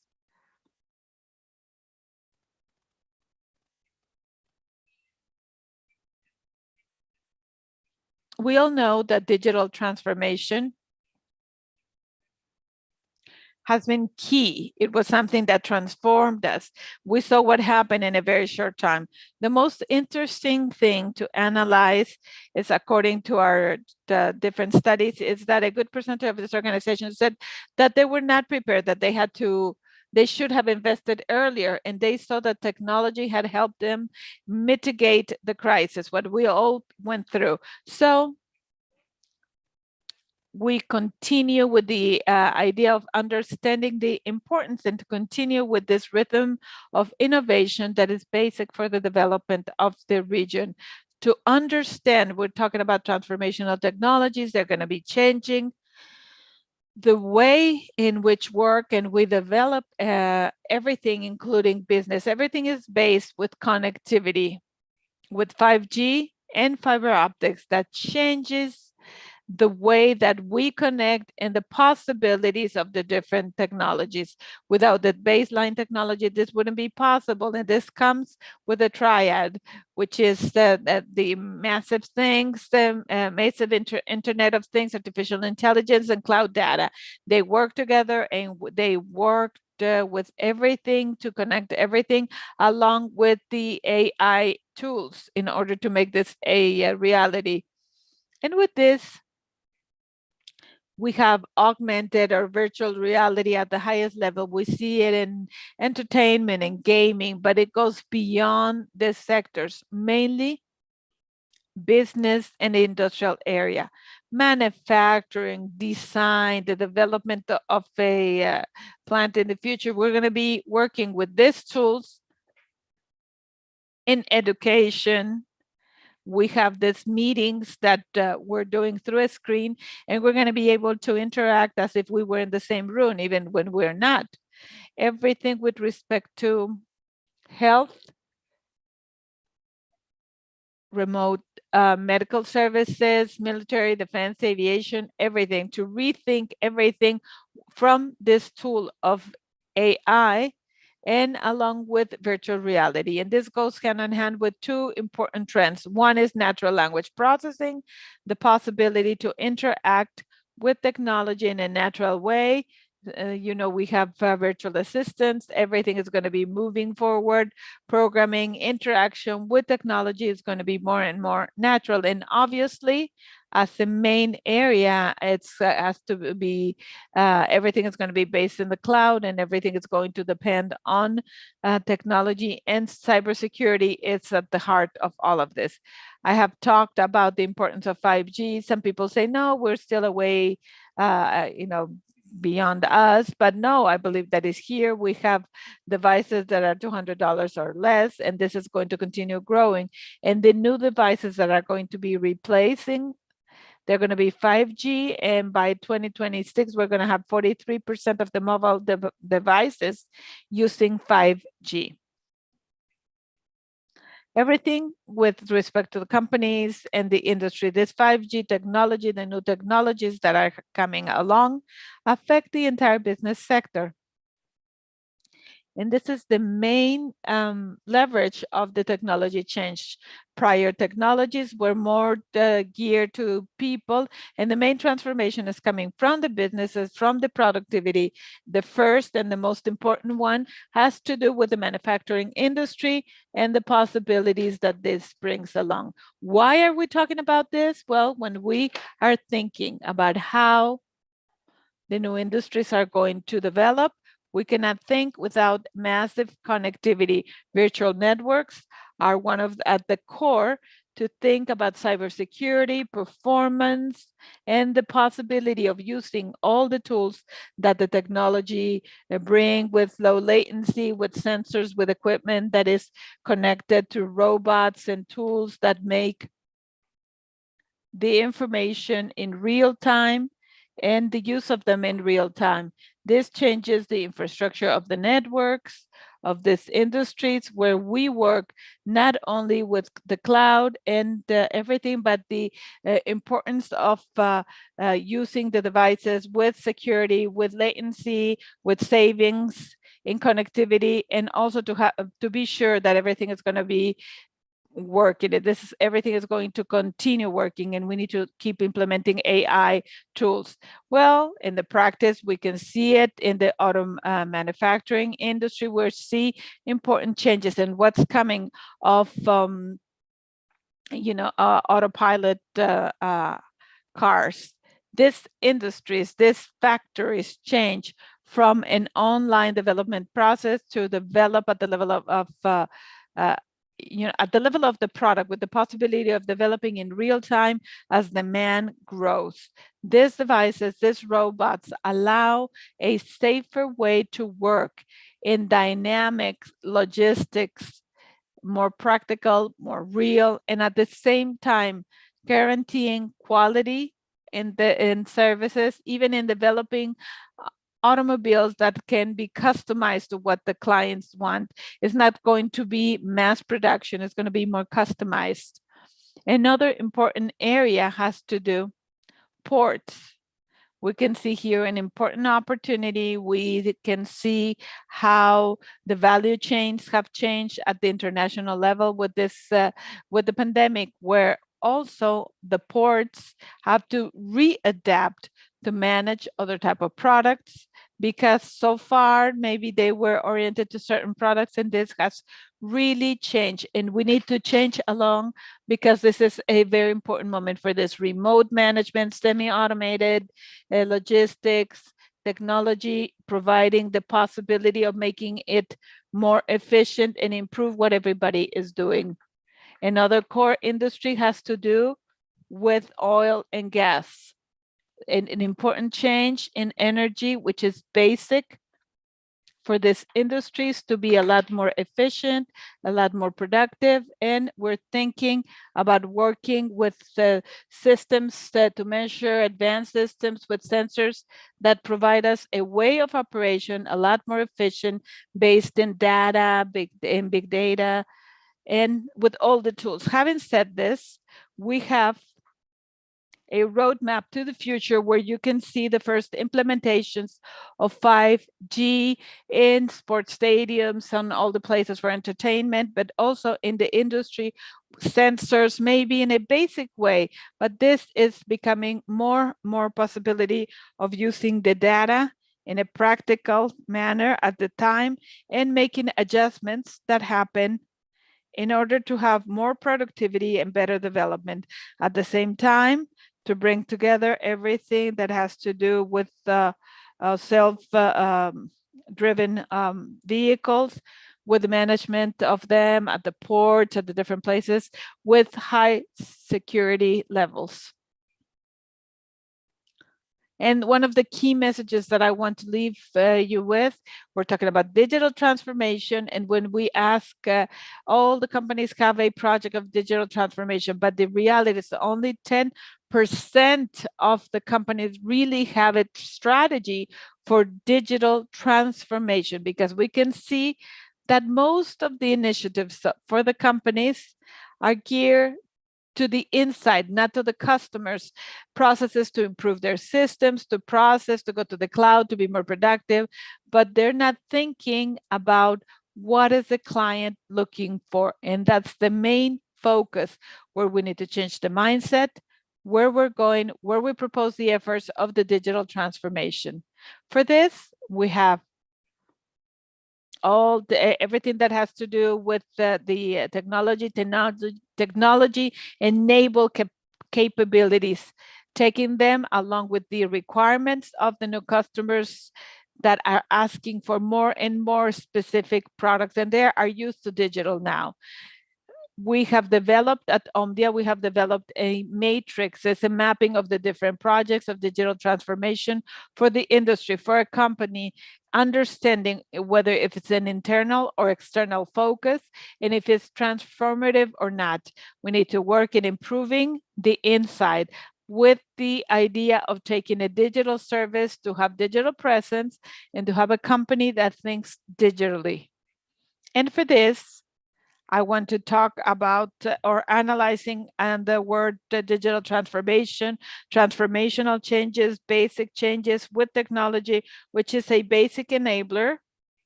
And we can see technology and strategy. And this is important to use all the different technology tools that are basic, to have them first, to have the client, the consumer, to listen to the client and think about this when we're going through a transformational digital change. With this, I close. Thank you for the information, and I'm available. Thank you, Jorge.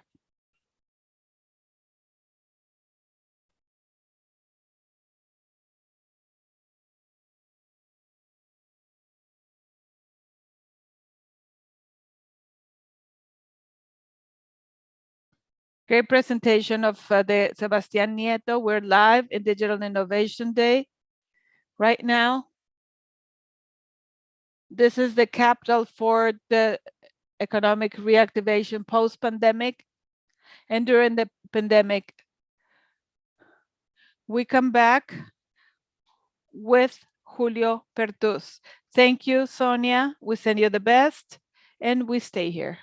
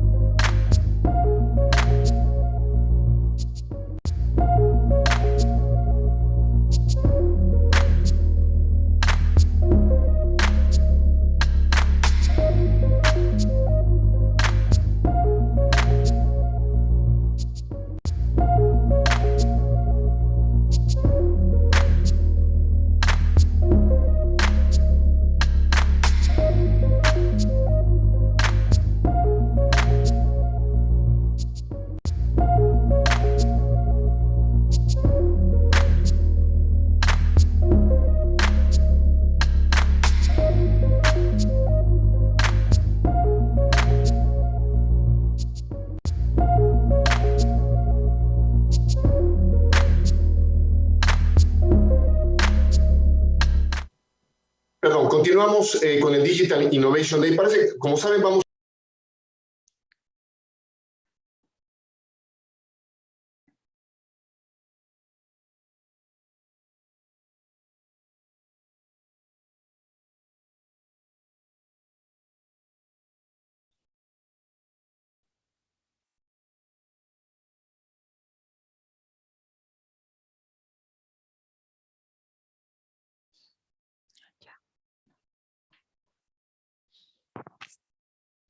Bas.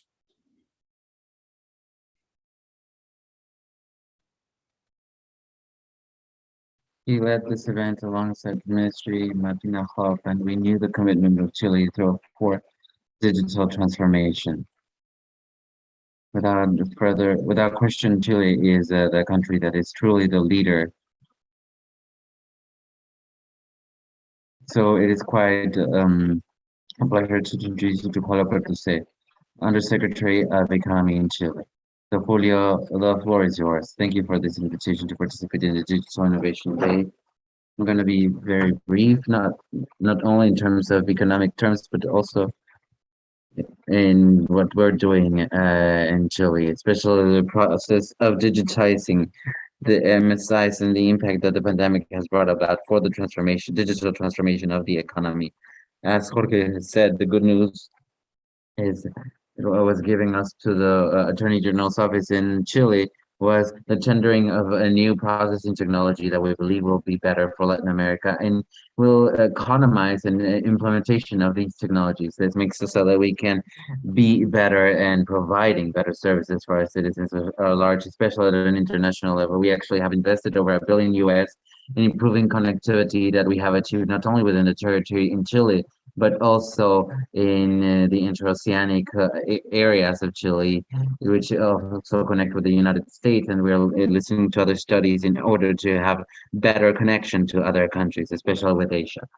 Now, this is when it comes to hardware. When we think about digital transformation, we're not only thinking of the hardware per se, but also in society at large and how they adapt technologies. And I want to be very clear, the pandemic has acted as a changer, as a catalyzer for all the processes of digital transformation in the economy. I would like to give you some figures. We as a Ministry of Economy, through the several services that we offered within the tools of the trade that we have in 2019, over 20,000 instances of training in terms of technology for MSIs. The past year in 2020, product of the pandemic, we had to increase these trainings, and we delivered over 1,200 instances of training, and we've worked with over 400,000 instances of training, and we trained about over 700,000 MSIs throughout the country, and we're reaching these places, and even more so that the OECD found that Chile, as a product of the pandemic, had been the country that had advanced the most in terms of technology in MSIs. About 62% of those MSIs said that they had incorporated some form of technology. But the data that I find the most interesting is that about 90% of them said that this is irreversible. And what does this imply?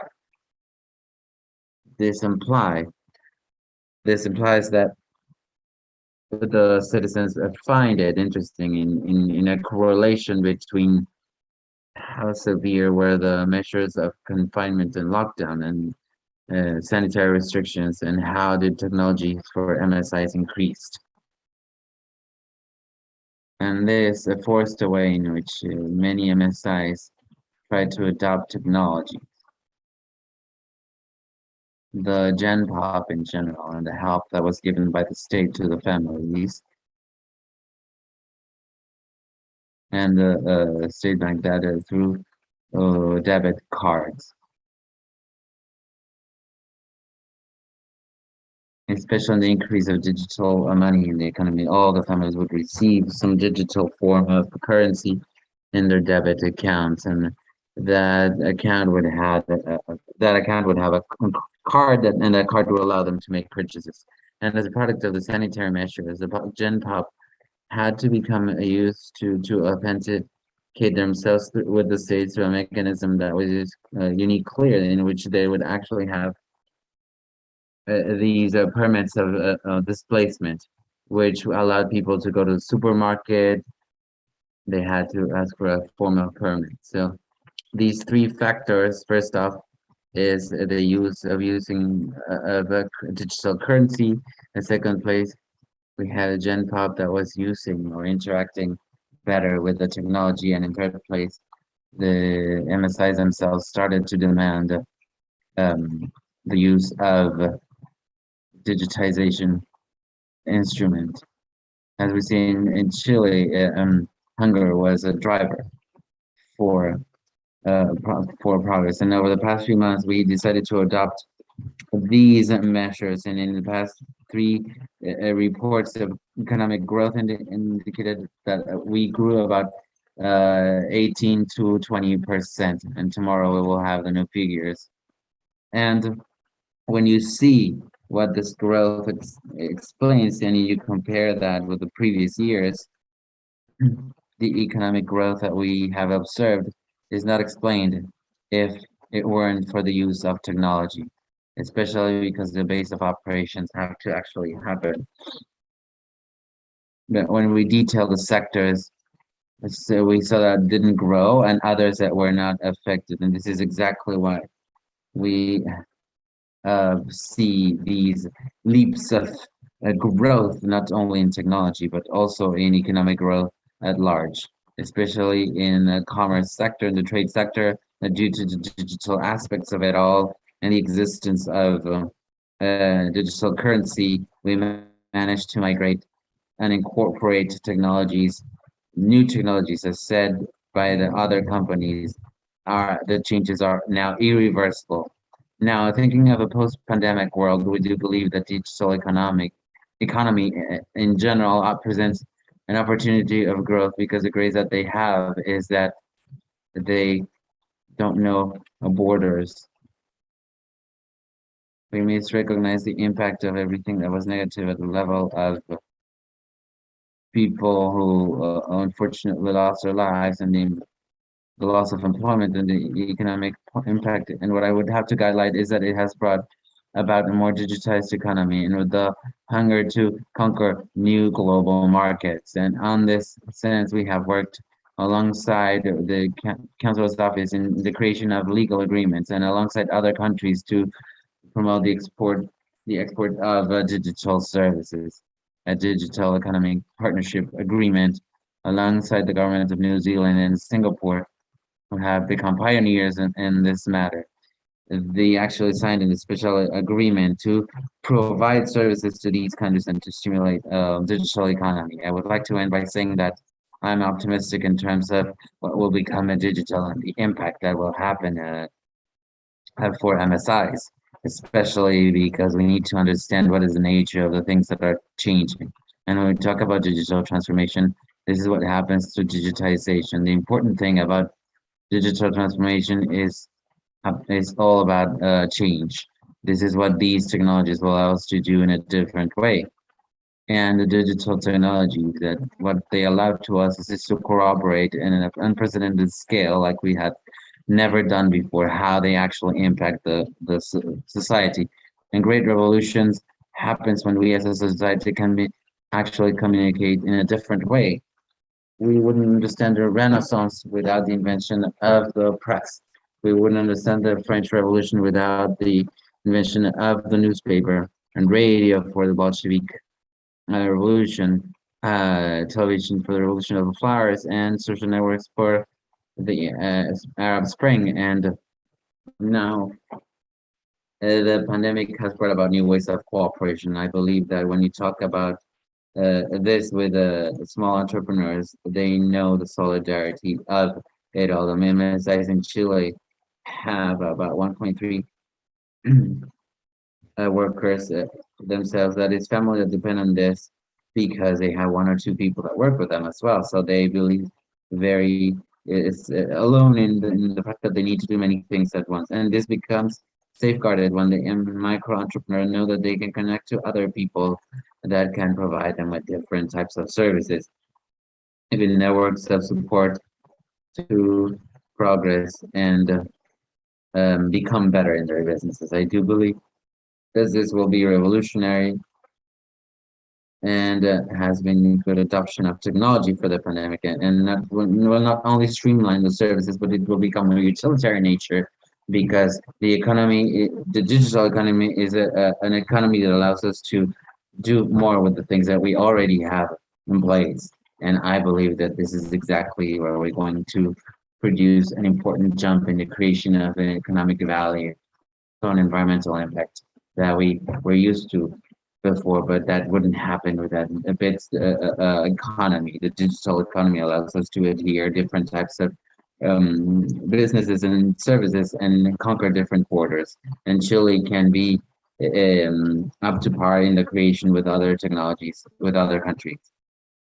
This is what I wanted to tell you. With a very hopeful engagement, regardless of what the pandemic has brought about, but very optimistic towards a future that through the use of technology will allow us to become better. Not to only become more interconnected, but also to have more possibilities to create value and to progress together in the use of several and different approaches. Thank you very much.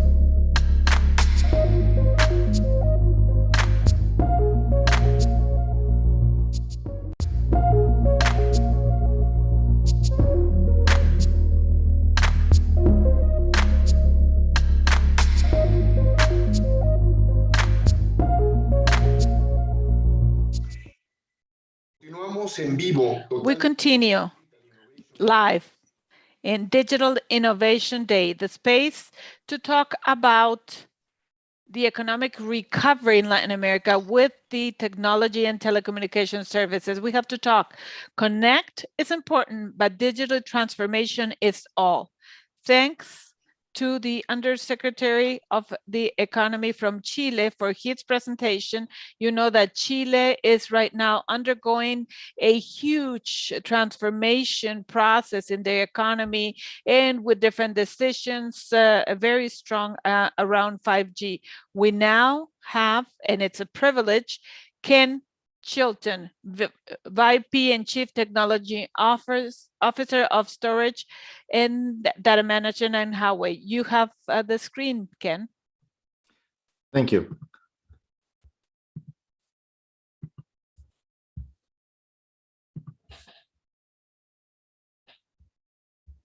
Okay, so today we're going to talk about the converged, open, and intelligent data infrastructure for the intelligent world.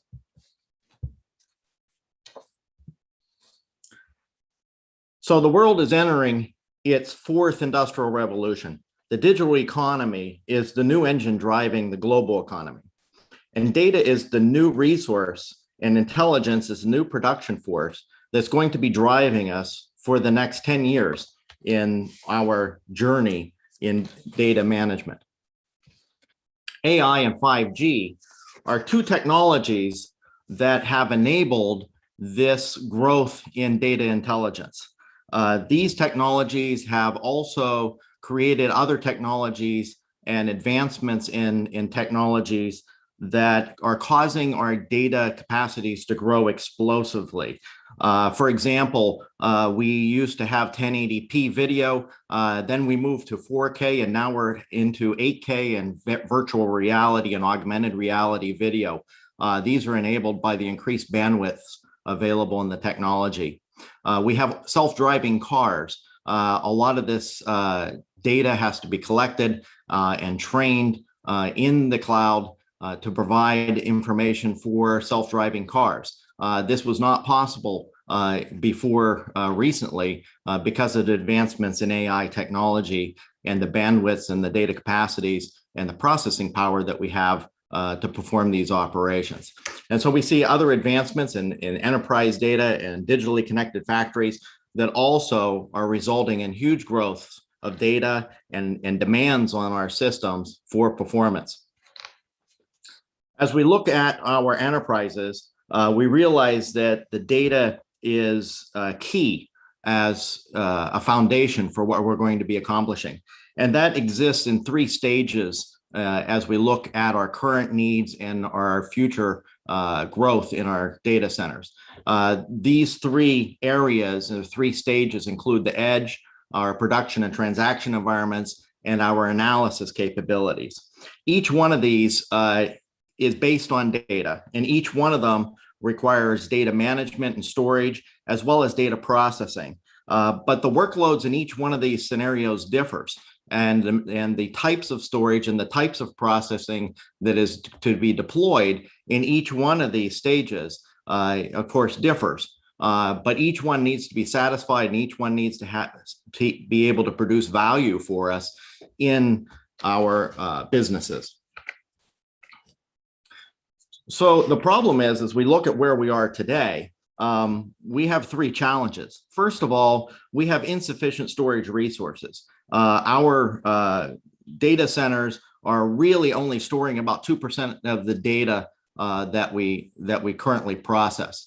And the demands from our businesses are to increase retention times of our data from 7 days up to about 30 days in order to provide enough depth of data for us to provide analysis to drive management decisions. And so this is going to result in an increase in the amount of data that we have to store. And of course, there's going to be more demand of storing more of this information and not leaving 98% of it untapped. There's also application silos.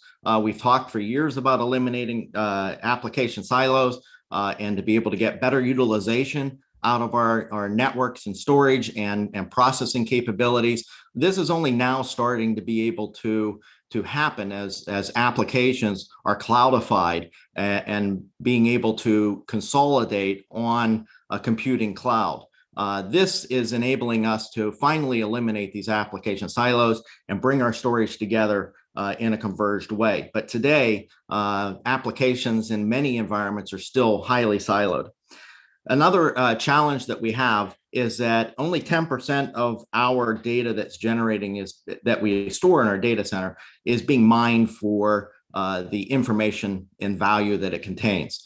As we did a survey across various data centers, we saw that out of 1.3 million tables of data, only about 5,000 were being tapped for their value.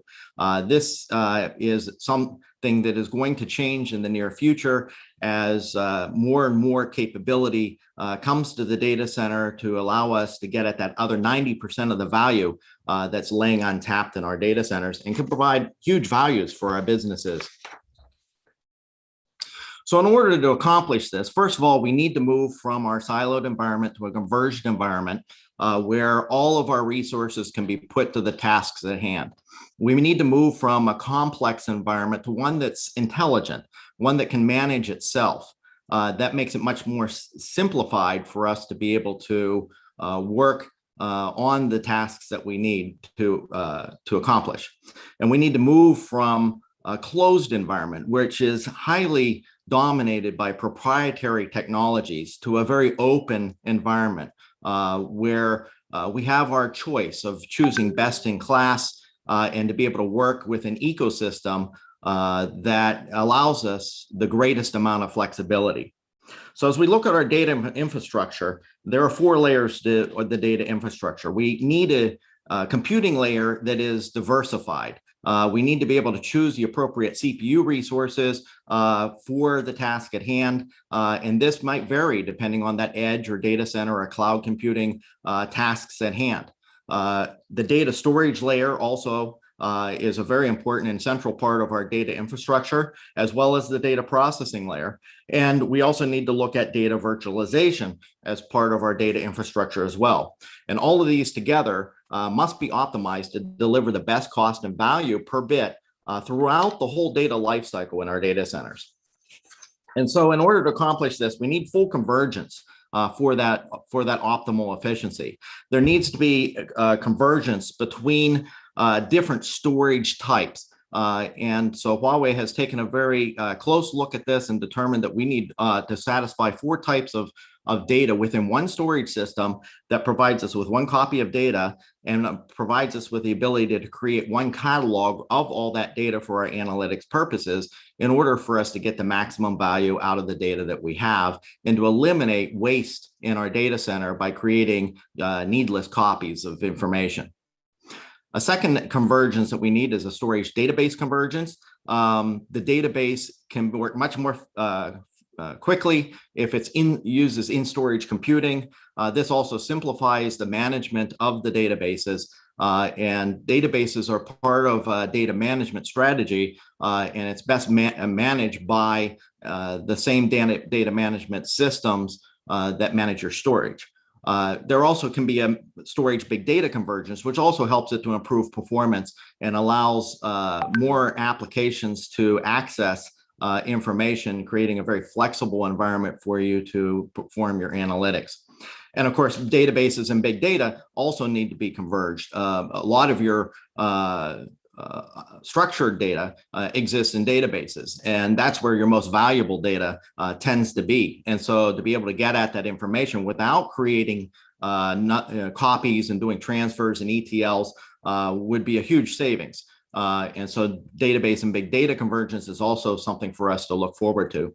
And we also need to be mindful of the life cycle of data. There needs to be a convergence across the life cycle of your data that would include the backup and archive to be managed and to be treated as part of your data center and not just an add-on into your data center so that you can get that value out of data that is historical. So as we look at what Huawei is doing in the data center, we see that Huawei is performing convergence at multiple levels of the data infrastructure. First of all, there's hardware convergence, where we are providing the capability for us to, in a single hardware instance, provide diverse storage media so that all of the workload applications and all of your workflows can be satisfied by a single hardware platform.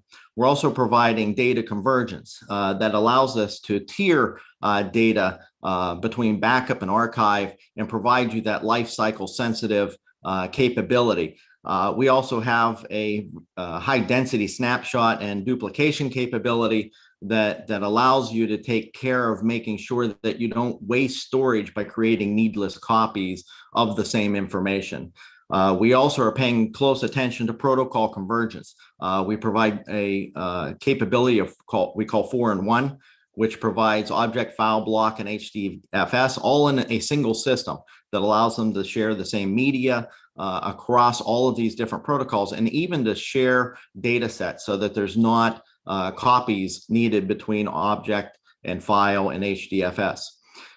There also is a edge cloud synergy that is necessary that Huawei is paying attention to. And that provides us that synergy between your on-premise and the cloud, as well as synergy between the edge and data center, and also a synergy between the edge and the cloud.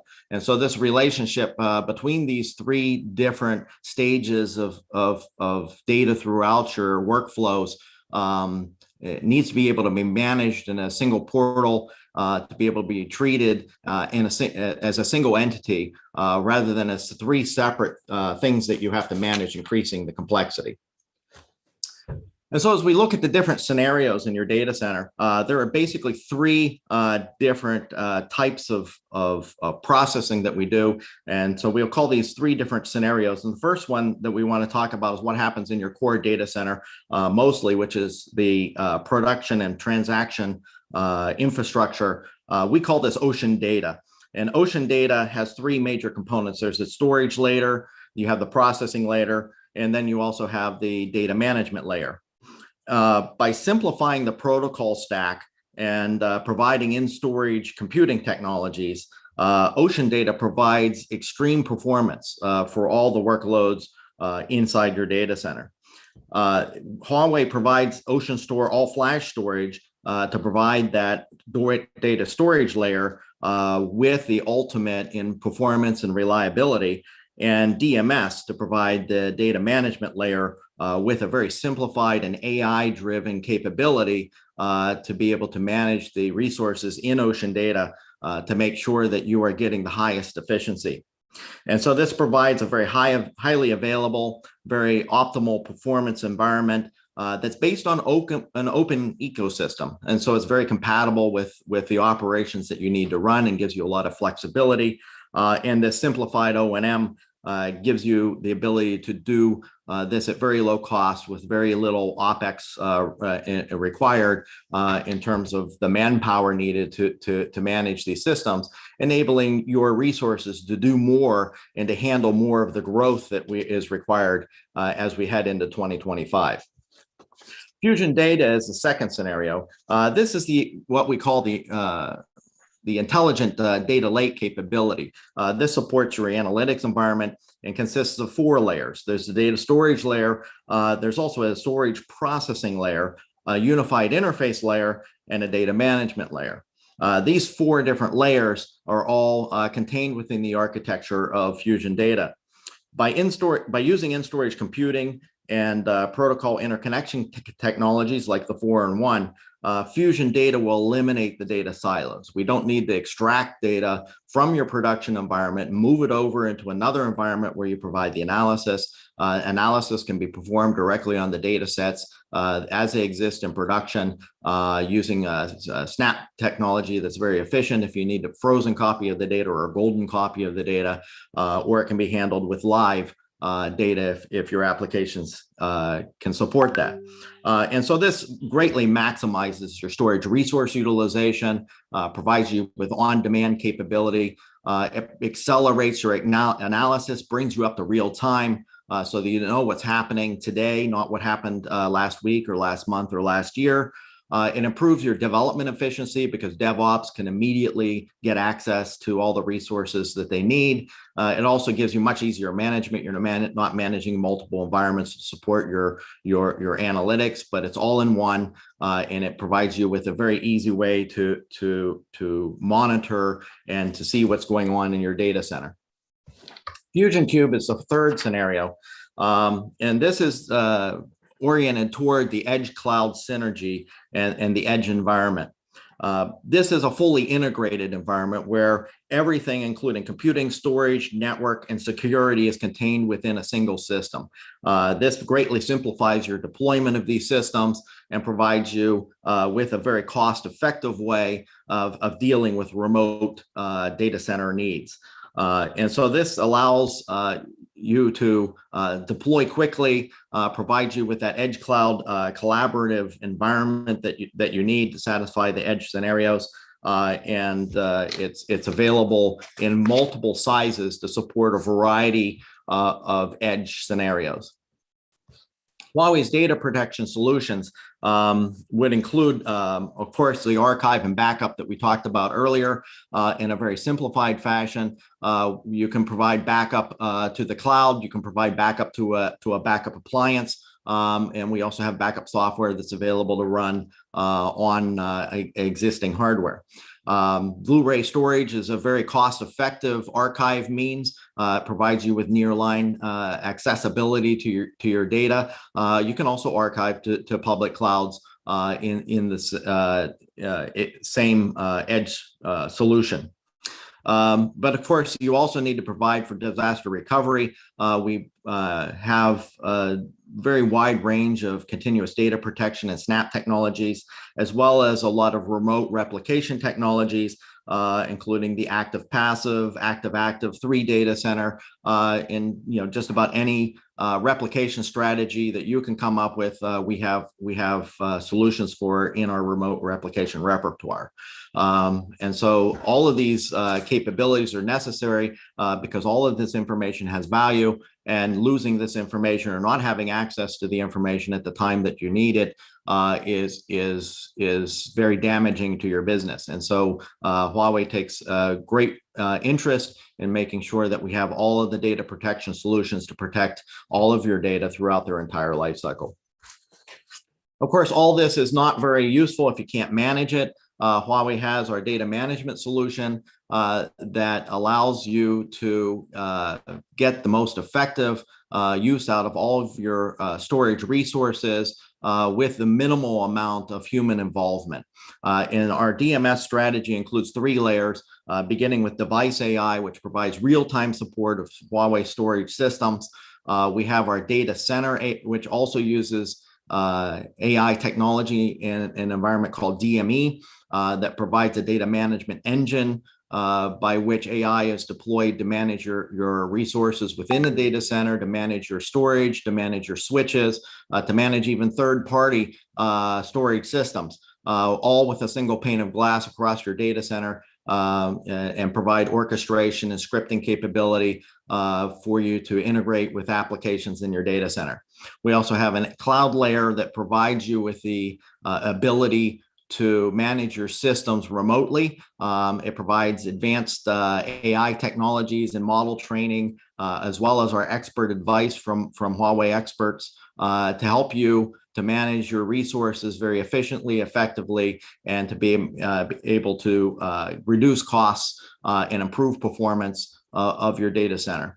This is also the portal by which you get access on the go using mobile applications through eService. So we looked at today the different scenario-based solutions. We talked about Ocean Data, which is the production transaction infrastructure. We talked about what we do at Fusion Data for providing you with your analytics support with data lake infrastructure. And we talked about the edge necessity and what we do at the edge with Fusion Cube. Key components in these different scenarios would be Ocean Store all-flash storage, which would include our Ocean Store Dorado, which is the world's fastest all-flash array. Ocean Store distributed storage, which would include our Ocean Store Pacific series of products that gives you the scale-out solution that provides you a 4-in-1 capability where you can do block, file, object, and HDFS all within the same system and to be able to share data sets. And we have our Fusion Cube products, which give you that 5-in-1 capability to provide you all the resources you need to quickly deploy at the edge. And this all is managed by our DMS management stack that deploys in your data center to give you AI technology to manage all of your resources in your data center. And of course, we build this all in a very open way, as I mentioned at the very beginning. We need to have an open architecture and an open way of working and interworking in our data centers. And Huawei has greatly embraced the ability to have these open APIs, open platforms and tools, and to work with standards and communities to make sure that you are not stuck with a particular solution that doesn't work with something else. And so we greatly support making sure that everything works together in a very open way, embracing the open software communities and making sure that our systems provide you with the flexibility and cost-sensitive capabilities that you need. So I thank you very much for paying attention during this presentation. I hope it was very useful for you, and feel free to reach out if you have questions or have specific needs that we can help you with.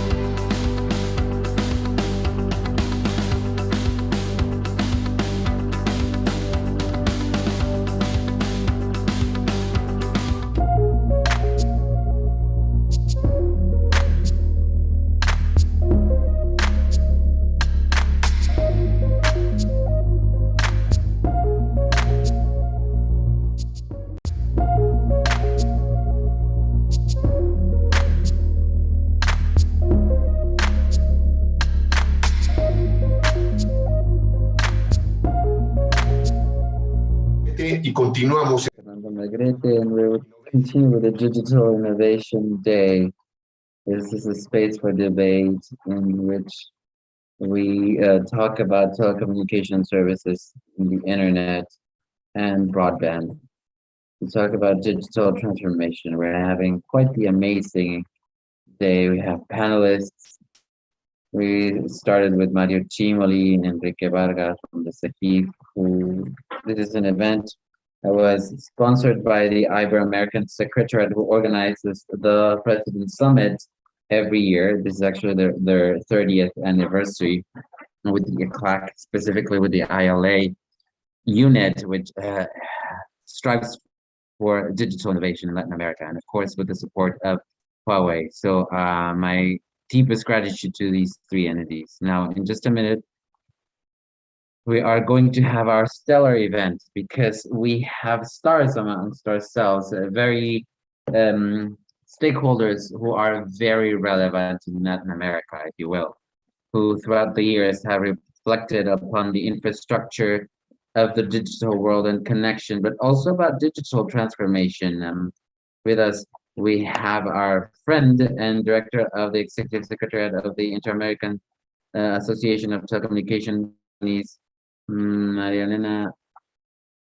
We also have the Vice President of Regulation of Digicel, Annelise Valdez. We also have Ana Valero, great Ibero-American thinker of the digital world and Director of Public Affairs and Regulation from Hispana Telefónica, Ana. We also have Horacio Romanetti, Director of Affairs in Miami. We also have Ángel Melguizo, Vice President of Regulatory Affairs and expert for AT&T America. I know that you're in Colombia, so welcome. And Jose Pablo Rivera, Director of Communications of Liberty America, Costa Rica. Pablo, welcome. So, Marilena, the floor is yours. Thank you, Fernando, for this introduction to the panel. Good morning, all of you and the audience. Deep thank you to the people in the Ibero-American world and the DPL for inviting me to moderate the session on innovative services for digital transformation. As has been said by Jorge Fernando, we will talk about the achievements and proposals of the telecommunications professionals in order to bet on innovation to ensure the digital transformation that the countries in Latin America need to go back to this path of growth, economic growth post-pandemic. We have a deluxe panel with us, with people from all over the world that have a lot of experience in telecommunications.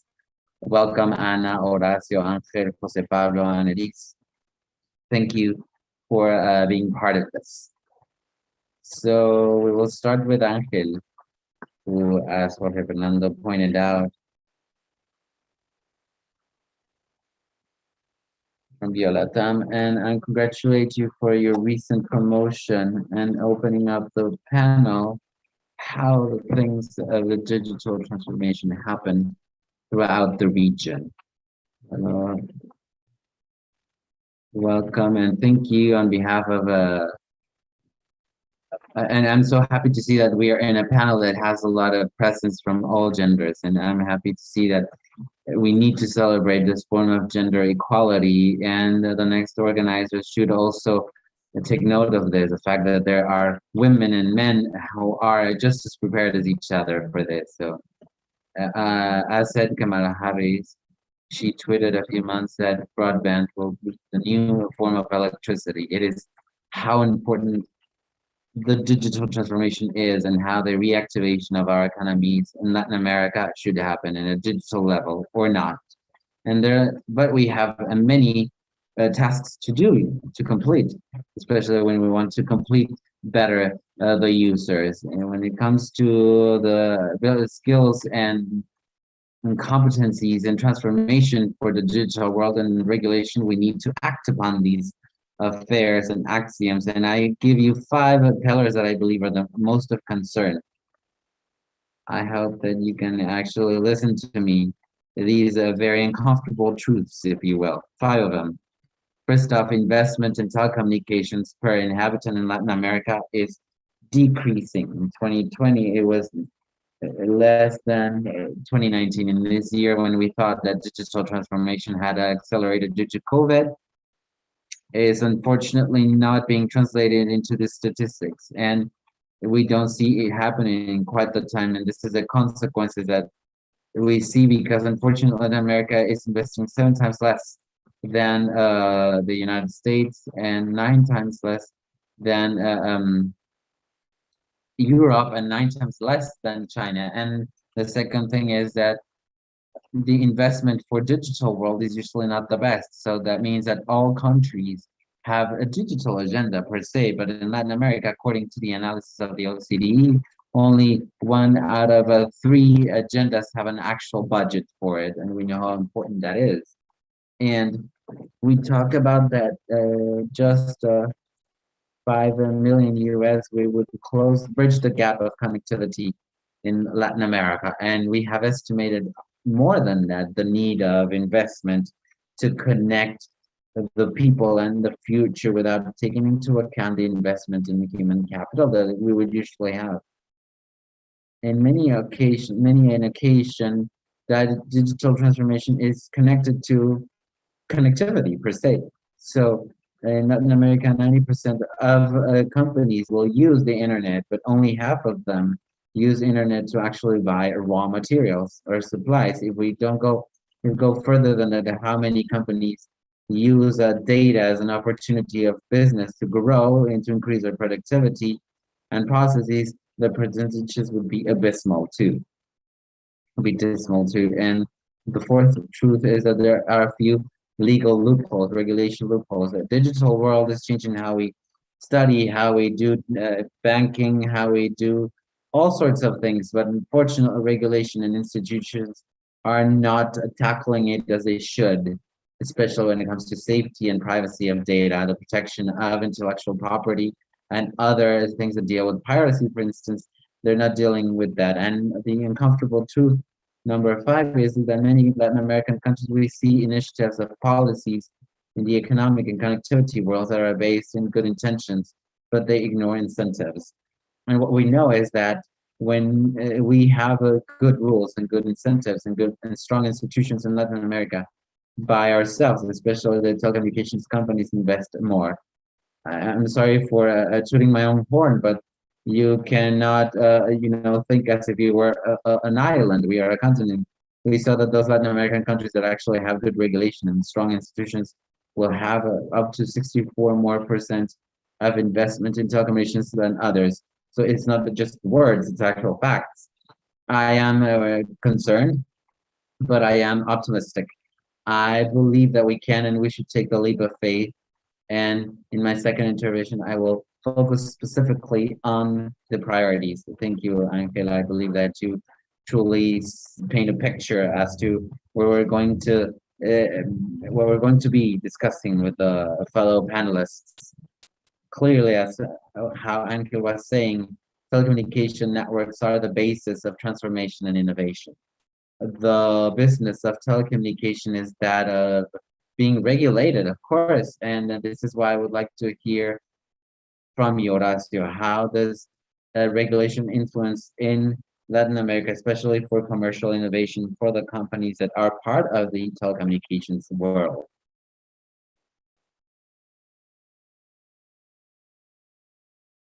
Thank you, Marilena. Thank you to the Ibero-American Secretariat for this invitation, DPL Group and Huawei. I express my gratitude to my colleagues whom we see often, by the way. So regarding your question, innovation is key to impulse digital adoption. The subject that we have in the context of pandemic and post-pandemic is to accelerate connectivity and to maintain these economies active and connected to our all communities. I want to point out innovation from the perspective of the client. This is something that we have seen during the pandemic.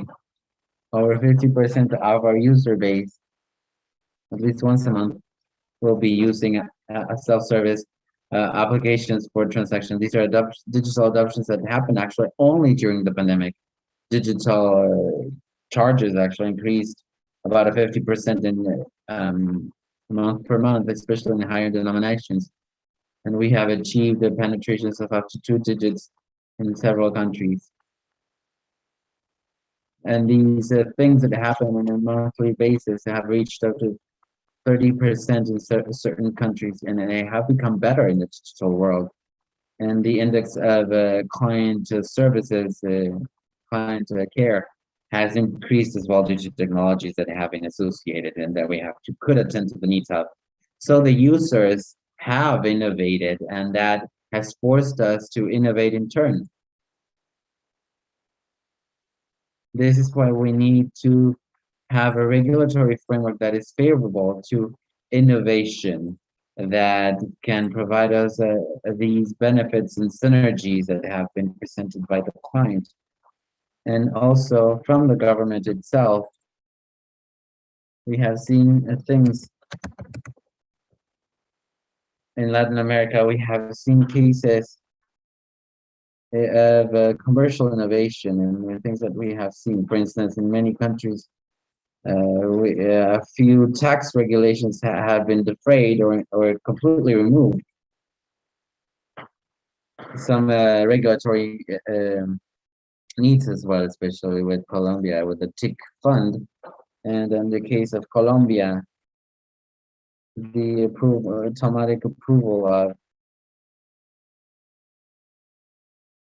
after 30 days of, for instance, maybe a summons, we have had a positive result for that, and therefore this is regulation that is good for investment. And Colombia has allowed us to have this megahertz network. In Panama, where they have assigned us a temporary effect to phase the peaks of demand that happened during the pandemic, and in the industry also reacted and connected thousands of students without cost so that they can remotely face education. And all these are all positive effects that favor investment, and they can be quantifiable, in the end. We have new operators that can actually offer unlimited free services to people who didn't have a connection during the times of crisis. And from the critical standpoint of regulation, we have also seen negative aspects in which certain obligations have yet of coverage that we had in certain countries had yet to be eliminated. Coverage demands that couldn't be fulfilled, and also authority fulfillments that couldn't be taken care of either. And we have yet to see an improvement in the conditions in which we can import economically speaking terminals that could have improved connectivity of people. However, against all odds and logic even, we put a lot of emphasis in the development of 5G networks. And unfortunately, 5G is not something that Latin America is ready for, because we still have to complete the 4G network, which and 5G will come to Latin America, but unfortunately what we do is we defray those resources that were developed by 4G and taken into the 5G.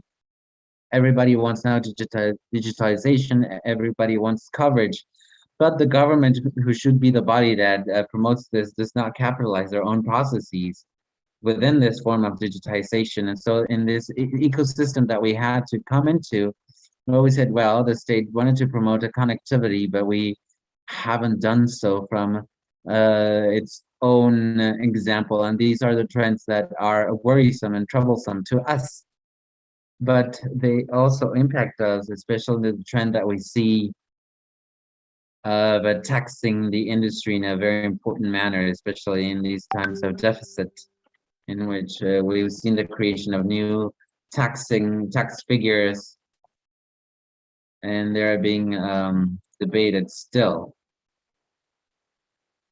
Latin America is one of the most affected regions in the crisis, and however, the way in which we will act these months will be fundamental to define the future of the region. We all need to contribute and focus on the next decade to bridge the gap that exists in Latin America, and we know the benefits that it has brought about. In terms of growth of the GDP, telecommunications is a cross-cutting sector, and that is their main benefit that they bring to economies. We need to look into the telecommunications sector as a sector that is only taxable, and in which we only want profit. Quite the opposite, we need to develop the networks and bridge that digital gap. We need to promote a change and make sure that these investments are pro us too. Thank you, Horacio. Truly, the need to place these incentives in the correct manner for investment and development is very important. And we can also say that there will be no effective digital transformation without having benefits for every single person that inhabits our region. And this is why I want to ask you, Anna, what public policies and business climate are appropriate for the creation of, to make sure that we can bridge the gap in Latin America? Thank you, Mariana, and thank you to the organizers for inviting me to participate in this debate with colleagues that are experts in their subject matter and are people that I also love and care for because we've known each other for so long. And something that we have learned in the pandemic has to do with the relevance of digitization. And what we want to convey to the governments and to other industry on the relevance of digitization, the importance of advancing in bridging the digital gap has to do with a discourse that we believe every relevant stakeholder has at least bought. And the importance of digitization, the importance of it reaching everybody, and connectivity is a key element for the basis of digitization, has to extend to reach everybody. And this is something that is now an affair of every single regulator and government. Maybe what we as operators are missing is how we can approach and convince the relevance of decreasing the bridge gap can translate to specific public policies that foment this development, that can encourage this development of connectivity. So what elements can be key to facilitate connectivity and to guarantee bridging the gap? Well, first off, and starting from the basis of it all and referencing that to what has been said by Angel, I believe it has to do with judicial certainty and safety, so that operators and and the governments can bring resources to us so that we can bridge the gap. That is a fundamental element. In many countries of the region, over the past few years, we have seen measures that have put into question the financial sustainability of the industry. And this, of course, has an impact in investment. We should not forget that industry and operators compete with other sectors, with other countries in getting resources for investment, and having judicial certainty that accompanies us with the cases of investment is fundamental to continue to attract the resources. Now, other than certainty, we also need the public policies that are specific to the industry going hand in hand with us, in the right direction. That has to do with everything with the use of spectrum and the costs of the spectrum as a key element that incites in the capability of generating resources for the operators. And we believe that is also an important element. Going from a cash payment to digital currency makes sense, but we have to stem from reasonability and feasibility. In the end, the costs impact all, and we need to be aware of that. And everything that has to do with the fiscal affairs and taxing is a fundamental aspect, not only from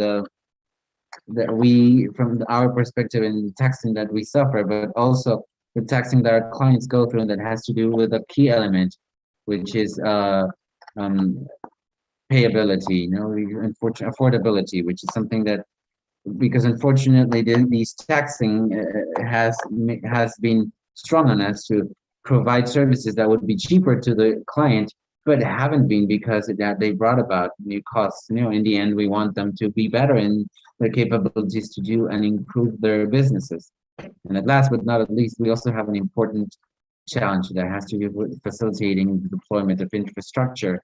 We're still finding a lot of regulation that don't make a whole lot of sense.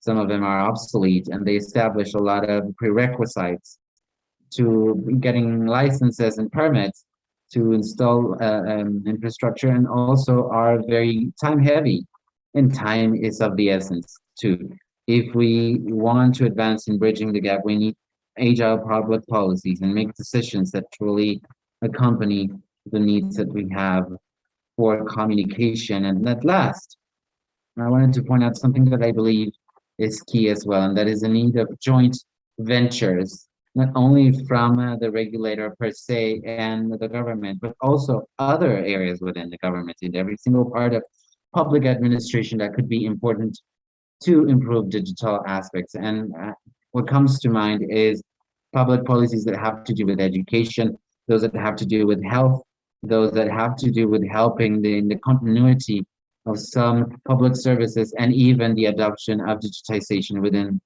governance. These are key elements that will help us in advancing further towards digitization, and they will help us so that the cases of use for the deployment of infrastructure, especially in most remote areas, would make sense. I believe that working together within the private sector and the public sector in thinking of projects in their feasibility, in facilitating deployment and stewarding resources, are all key aspects that we need to focus on. And that is all for me at the time being. Thank you, Anna. Anna has pointed out a few challenges that we need to tackle in order to digitize with inclusivity in mind. And we now are going to go to new markets. I'm going to start with Jose Pablo. Jose Pablo, from your perspective, which would be the main barriers for technological innovation, the extension of connectivity that companies need to overcome in the Costa Rican market? Good morning, Marilena, and all the colleagues in the panel. I'm thankful for this invitation on behalf of the organizers, and greetings on behalf of Liberty America. It is important to contextualize and put it into a certain dimension the rapid growth of the telecommunications market in Costa Rica, in our country. We must remember that Costa Rica is pretty much the last country that became part of telecommunications coalition in 2010 in the Latin American continent. And this is true that in some of it, in its subsectors, we've seen some backlog in terms of relegated networks that are still remain, especially due to the deployment of monopolies. And the mobile sector also allowed for a quick deployment that wouldn't have advanced throughout the region if it weren't for them. So I believe that Costa Rica was the first country in Latin America in which the totality of their mobile deployments actually had 4G. It happened in 2014, if I remember correctly, and this created an environment of early innovation. And the proof is in the pudding. We have a trend that happened even before the pandemic that has been reinforced, of course, through the need of digitization. And that is because the pandemic has forced us to do. That is in the case of our mobile operations, which entered in the market in 2011. About 86% of the user contacts happened through digital channels. So the first point the first starting point is that we find ourselves in a market in which innovation has happened digitally from over a decade. However, we still have a lot of room to cover still. As you mentioned at the beginning, Mariana, and although it is true that connectivity is still the basis, the core of the business of telecommunications, the operators can no longer sit on their laurels and see themselves as a commodity of the digital ecosystem. So this connectivity from its own basis offered to the different niches of market needs to be accompanied by digital solutions and added value. The solutions like machine learning, big data, and Internet of Things. And though they might seem a bit incipient and far away, far-fetched, as we implement new household implementations, I believe that the big companies will actually begin with them, especially when it comes to business affairs. So we now are converging more in services that will provide this form of innovation in which we distinguished clearly mobile and fixed services. Now we are things that intermix, and what used to be a predominantly fixed service like cable television is now a service that is being now provided in the communication sector. So through this situation of convergence and confluence in the needs of finding leverage and leveraging through the adding new services, I believe that there are two things that we can reflect upon and are valid for Costa Rica and for pretty much every other country in the region. What is the role that the public policies in the sector have with one another in order to create a framework of information? I believe that briefly, from a perspective of sectorial engagement, it seems as if it were a lie that even in this environment and with the clear existence of many other systems or players and operators within this ecosystem, we can see regulatory efforts that we still need to establish regulations that are 1.0. Sextant regulation, especially with the offer of interconnection and regulatory bodywork. And even in many countries in tax regimes that are usually strongholds to generate innovation that limits the offer of operators. And so we analyze what is happening in Europe and the United States. The regulators have understood that from a practical perspective, the effects of a market that is free above that of the operators themselves does generate effects in competition and therefore effects for the user. So any substantive regulation has to be done with the operators in mind, thinking or leaving aside the old paradigms of offer. And yet another reflection regarding public policies is that although it might seem that there is an understanding from the operators in public policies as to how the dynamics of the market occur, especially for the market of the digital ecosystem, we have created new models of businesses and the eruption and consolidation of businesses over the top that can be confront and concurrent and that have pressured in a way the gap that exists between the evolution of the coming into of services from the operators and the need of investment that society needs.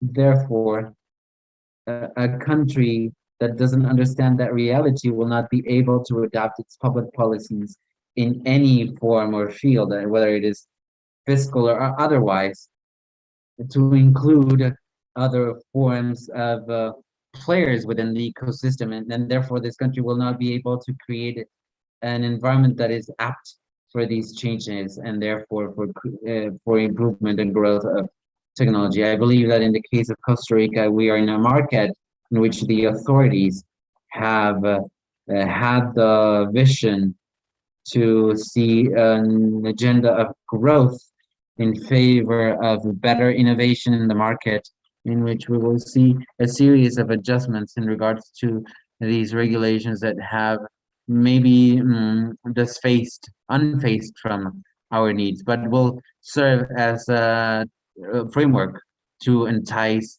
any form of investment. And I believe that integration has happened in Costa Rica. And that's all for me. Thank you. Costa Rica is participating late to the competition, and it has the advantage that the legal framework is a lot more friendly to the business than others that are anchored in the 90s. And as we continue with our discussion, we can go to the countries where Digicel is present, and there are many of them, and they're diverse. So we would like to know, Annalise, how would you consider the advances of digital transformation in the countries where you're providing services? And is there any experience that you want to underscore?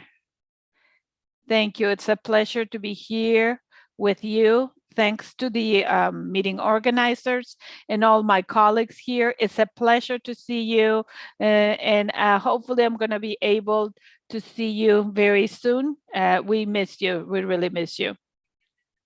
At Digicel, we have a market diversity. We have presence in different countries in Central America, Panama, Salvador, and this has been a completely different transformation process in both markets. I believe that to speak about digital transformation in our countries, it was something that we were all trying to achieve, that we were looking at this like, look at the example of the European countries, look at the United States, and this was not going to happen, not in the short term. But as of the pandemic and trying to look at this under a positive light, because there's so many negative ones, but looking into the positive, everybody just took off after the digital world.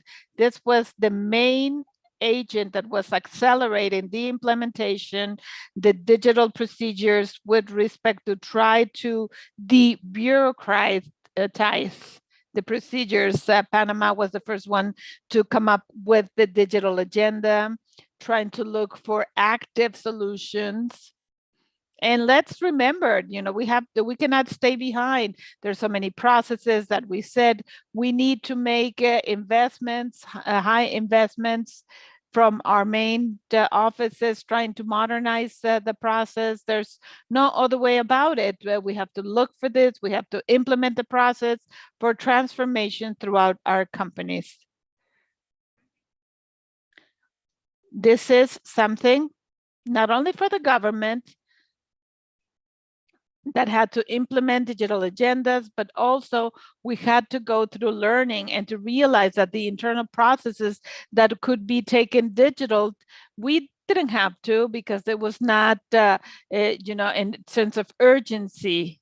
We can see how the government started with virtual hearings at administrative levels and civil hearings, labor ones, and this was very innovative for us. E-signatures that in Panama was implemented a few years ago, nobody wanted to use it.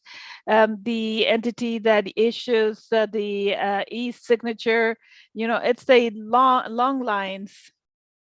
Nobody wanted, and now everybody wants it. Everybody really wants it.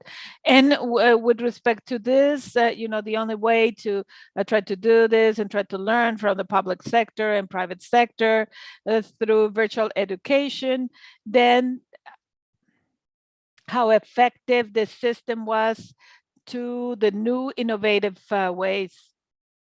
And for our children to learn at school, we can also talk about the methods of attention,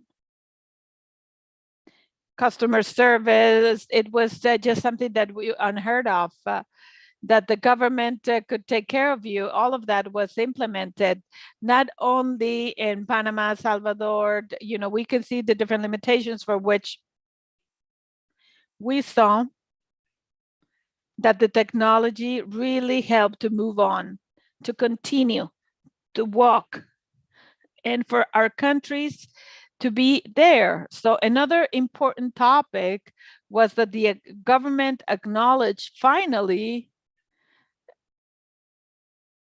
the topic about the importance of communication sector and the crisis of the pandemic.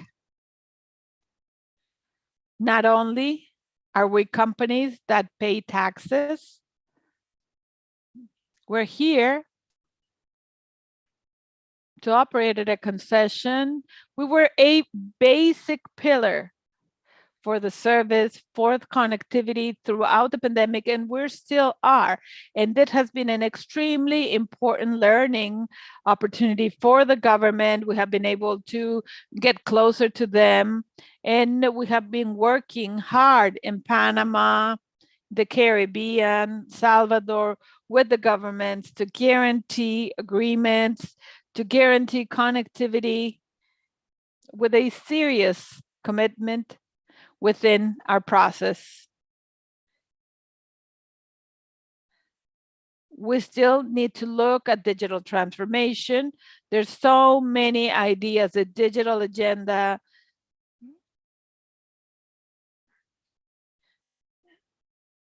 We want to look at an agreement that is subscribed between the operators. We really have started, we have been able to see that just our survival skills, the experience, we had to change, we had to transform in digital processes. And with this, we have changed our mentality for all the parties involved, and we hope, we trust, particularly in the small countries where we have seen big changes, not only health-wise, but access, because there's no broadband access to the different parties. But we have to learn from the benefits achieved, and we hope that this open to complement the digital agenda and to be able to close the digital divide through the transformation processes. Thank you. Yes, Annalise reminds us how this mandatory migration to the digital area has made the governments and the companies, the education system, it has made them make an effort to try to keep the services in a digital manner, and also that the governments have acknowledged how essential the connectivity services are. Annelise has shown us how this is not only something that should stay in the good wishes, but measures that really help us to improve the conditions of each and every market. We start with a second round of questions. In this round, we want to look at the proposals, the specific proposals that the governments may want to adopt. We start with Horacio. From your point of view, if you had to choose, what is a critical area where you have to act immediately to look at the technology innovation in Latin America? Thank you, Marilena. How to achieve technology innovation, and I see some important pieces here. Economic reactivation is necessary to create funds and resources for the innovation. And all of this is based on a continuous investment fund. Number two, it's important to have a clear legal framework that is updated, that can be foreseen in the investment in the long term, and that also promotes collaboration and spaces for the public-private collaboration, particularly for the very difficult problems that we're facing to connect the last part of the people that are disconnected, that is more complex, and competitive markets, because these are the ones that promote innovation better. They provide direct benefit to the client, and that has to be done in an environment of healthy growth, and that can allow long-term growth. These factors, as I said, are linked to innovation. Sustained investment allows for advances in resources and funds that are the ones that update the technology changes.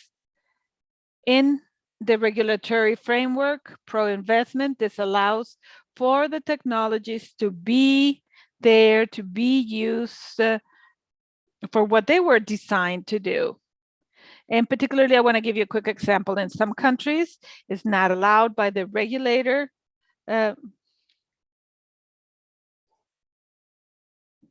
WhatsApp services to the users. And this is a reality. So we have obsolete regulations that make us to be tied to systems that are not efficient today. And we have so many more tools available to do it in a competitive market that facilitates a healthy competition, where the operators invest aggressively to get more market share, to create synergies. And as an example, we can mention the investment we have made in Colombia. This was a leap that has given us innovation to diversify the systems that we had. And the idea is that we are able to explore this technology as a new technology.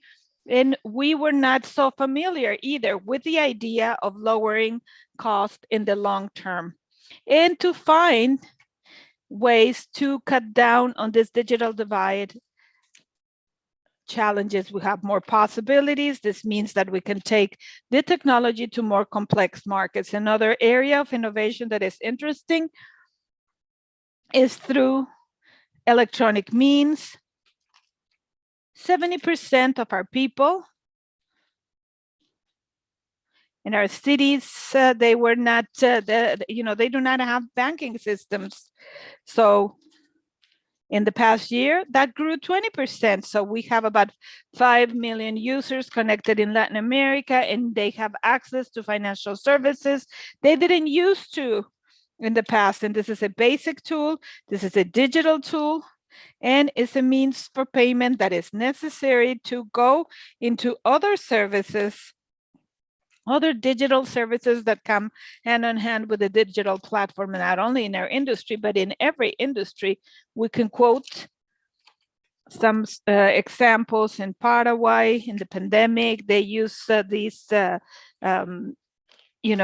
type of e-wallet in Salvador, businesswomen that have been trained in the use of the e-money.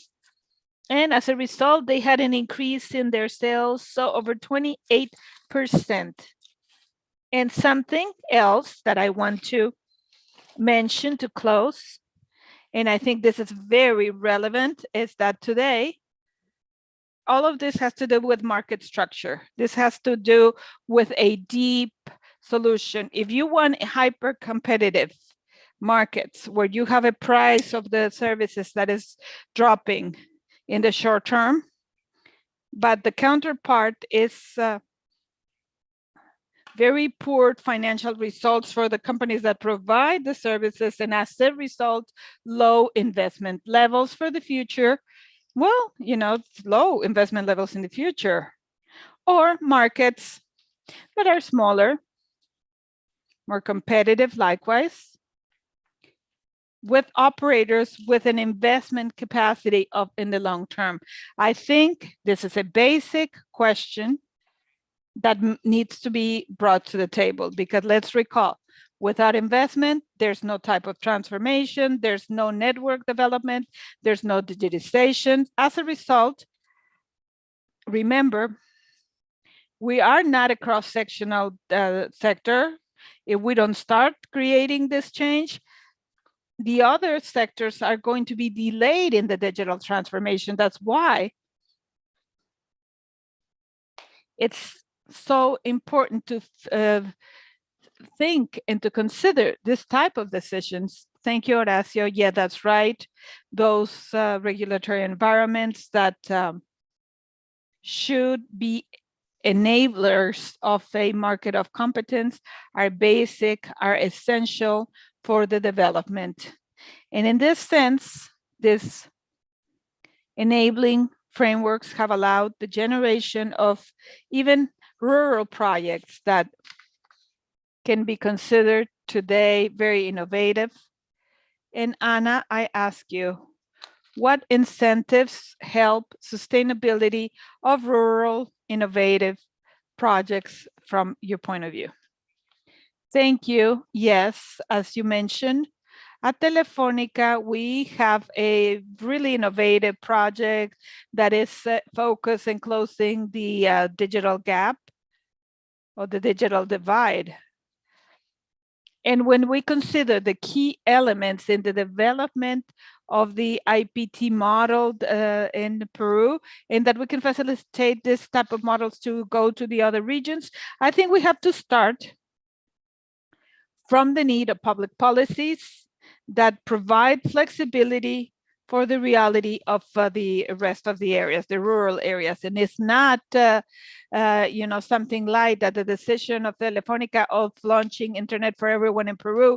The reason for this in the Peruvian regulations for the rural operators, with more regulations that allowed flexibility in the development of innovative models for closing the gap. And this has allowed setting this project going, rolling it out. And it's important to underscore that this is a project that we're very proud of at Telefónica. So far, we have been able to take coverage to areas in Peru with 2.3 million people. And this is very important. This states that, yes, looking for innovative different models, we can move at a speed that we can provide coverage to the sectors that were out of the connectivity grid. And when we're thinking generically speaking, we have to work analyzing what are the obstacles that are finding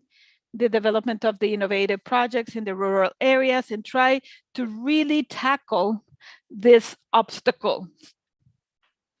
We think that regulatory obstacles are relevant. Topics like quality regulation, it might seem something silly. We're trying to impose quality innovation in urban areas, in rural areas where we don't have basic infrastructures.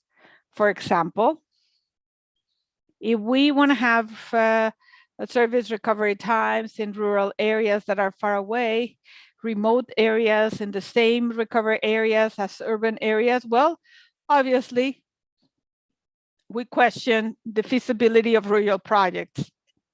We don't have routes to have access to these areas, or we depend on infrastructures that are basic under a condition with the recovering this service cannot be done in the times that we have set. So, for example, as an important example, in many countries in the region, there's a lot of pressure, and it's okay. We don't want these quality conditions to adapt to those cruel realities. On the other hand, everything that has to do with the regulations, with the looking at the networks and the permits, all of this is so important. Everything that is a burden, delays in rural projects somehow make it difficult for getting these projects going. We have to cut down regulatory burden, the tax burden, and maybe more specific focus in the rural areas where we must accelerate this to make more sense. We think that we must look at this in areas that are key for rural environments. It's important to look at the funds of universal services. How is this conceived? How are we defining the projects? And how is the assessment of the results? When we were looking at Latin America, we had a huge challenge. It has been mentioned many times. A project promoted by the IDB, and the results, we know that there's an opportunity for improvement that is relevant. And we need for these funds to be geared to projects with results, to look at the efficiency and the result of the projects that have been set forward, and to look at the way that the resources are, moving forward. In most of the region, this is the resources that have been contributed by the industry. Even rural operators that we know have the obligation of contribution to this fund. This should be a challenge to have this instead of having to go elsewhere. These funds that essentially are the resources from the operators, we can see and these levels of operation that are very low, but based on the control, the quality, and with the impact of the extension of the services, there's a huge challenge on that side. Is an important challenge to include all the different funds, the direct subsidy to the demand. And in many cases, in many regions in Latin America, all of this is linked to poverty. We have low levels of income here. And to go hand in hand with direct subsidy for this sector to have access to the services, to know the digital world, to know the advantages of being part of the digital world, it looks like an important element to help cut down the gap. Last, I wanted to continue talking about some cases we have in the region about thinking in a similar way. They're about to develop, and we think this is important to have in mind the model of the regulatory frameworks, to have a different approach with a regulation that has to do with rural services. And it looks like it's an important background to have on the table. And there's no question that the regulatory framework in Peru and innovation to develop new models. It's no question that there's a model to look at other countries in the region to see if we're capable to set some conditions and with the investment in rural areas that would help us to take to the sectors in the population that are there. As we mentioned, there's no question about the importance of digitization, and I believe we need to work and to insist in the urgency of digitization. It's not about being aware that we need to work, that we need to move forward, but also that we can move forward quickly in the short term with the governments, with the different groups to develop the culture in these areas. Thank you, Anna. For sure, you have a very powerful message, the urgency of digitization. And with this, we can go to the next question that we have for Jose Pablo. And this is, within this process of technology evolution, what are the elements that you consider necessary to promote the 5G ecosystem in Costa Rica?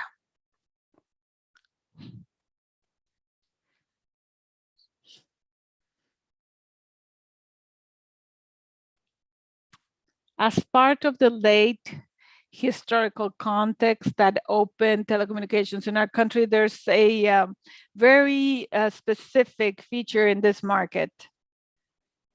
The concentration of the spectrum. And this really puts a condition in the future evolution of the situation. In fact, some of the governments have concentrated many efforts in an urgent implementation on 5G services, where there's part of the population that even without having any access on 4G services.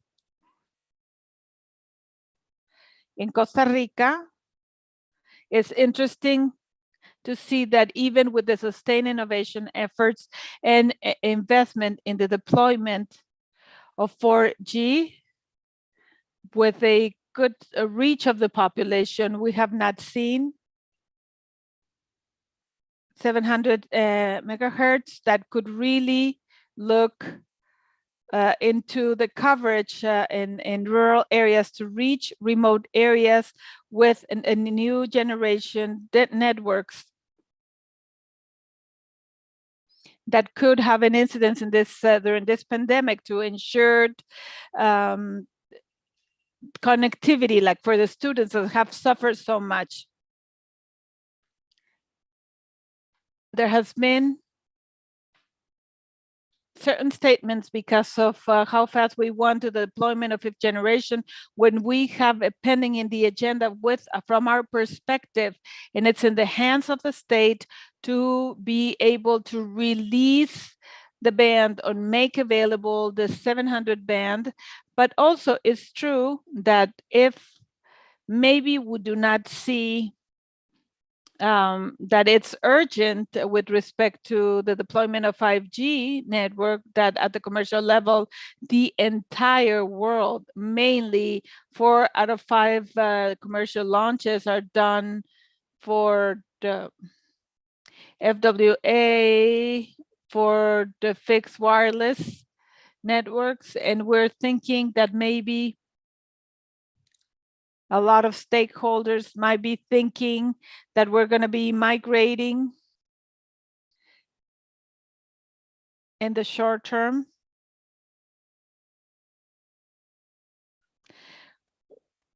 But what's for sure is, let's take steps. So this implementation is urgent. It's urgent to enable this environment. And we are delayed, particularly with what we have talked about, the concentration of the spectrum in key spectrum for 5G, like the C-band, where pretty much 70% of the band in the country is concentrated in one single operator, and also in 1600, because 190 megahertz are there. And somehow this is the history, and that's how the opening started. And having available the spectrum and trying to really take fragments of the spectrum to bring them into the market. And this creates a huge bottleneck. So the spectrum that we're going to be needing to deploy in the medium term, the network has to be concentrated. So it makes absolutely no sense what we had stated to move forward to a bidding process for some electrical spectrum bands when there's a market player that constitutes 100% of the other bands, and this creates a competitive distortion. And I think this takes me to something that I mentioned before in my prior intervention. It has to do with the understanding of the market situation from the authorities and the relevant stakeholders. To provide incentives and the right signals to generate certainty and legal certainty, and to understand that the resources not only are that they're limited, but they're rival in our own markets. Not understanding this situation can take us to decisions to try to generate a spectrum bidding process in the short term without considering between the decision of any operator, what is their relative position with respect to the spectrum that other operators could have. And if there's a spectrum that is key in the development in the mean term of 5G and it's concentrated, well, the investment decisions go through by considering that risk when the competitive and unbalanced. So the first element is that we must try to rebalance the situation of the spectrum. And its second important element that has to do with what Anna mentioned is that we need to make the obligations lighter with respect to the deployment of infrastructure, particularly in rural areas. We cannot be thinking about deployment of 5G networks if we have areas in our countries where, because of bureaucracy or maybe highly the restricted areas with respect to the costs and different areas that they want to charge by the authorities and the different entities. This is an obstacle that not only is it an obstacle for our current networks, but even more with how critical it is looking at the business cases because of the important investment at the radio and level and other equipment. If the supporting infrastructure has high obstacle and a lot of conditions with respect to taxes and tariffs that have to be paid. So I want to mention about the balance in the spectrum and to facilitate the deployment of the network for transmission and support infrastructure that are necessary to bring in this technology massively. Yes, truly, spectrum, incentives, the development of infrastructure. These are all essential elements. And Annalise, from the point of view of Giselle, are these very confluent factors? Are they coincident? Are there would be more challenging factors for the deployment of 5G in their markets? I can only coincide with what Jose Pablo has been saying related to the topic of yet we want 5G, we have yet to finish the implementation and developing of that. That is point number one. And talking with the regulator in Panama regarding a public consultation that happened next year to this for 5G, we were saying, well, who's going to use it if we have yet to implement the security? The government has finished incentivizing the companies to do this sort of implementation. And a few years ago, a government inaugurated inaugurated what we call the Puente Centenario, the Centennial Bridge, which was a spectacular bridge in Panama, but there was no road there. People couldn't use it. So this is exactly the same thing, the same situation. Whether you might have the spectrum for 5G, but who exactly are going to benefit? Who will truly benefit when it comes to coverage of 5G? Of course, a lot of population, a high percentage of the population, I wouldn't say half of it, but a high percentage of our population don't have access to regular telecommunications, and they have incentivized the affair of investing in these sort of connections. And due to the pandemic, we had to have it. And fortunately, because of it, a lot of even kids haven't had access to the education that they need in a distance. So what we talked to with the regulators is that as long as you elaborate a plan for the development of 5G, we will be able to have a project like the one Anna mentioned, Internet for Everybody in Peru, which should be the priority in the end. Now, going back to 5G, that it's not like we don't have the data. We want to have the most modern and better technology. As you were saying, it had to do with spectrum. The matter of spectrum, for instance, in Panama, has had 5 years of free spectrum, but people wouldn't actually buy it because of it. Although it's free for use, it costs in its maintenance. So therefore, it is very expensive, even throughout the pandemic. So there are two things that are linked together: a clear policy as a country and the government alongside with the operators to achieve the coverage and genuine internet use for everybody so that everybody can benefit. All the while we set the basis to have the available spectrum with the affordable prices and not heavy taxation for the operators. We must have a circle of productivity, fifth generation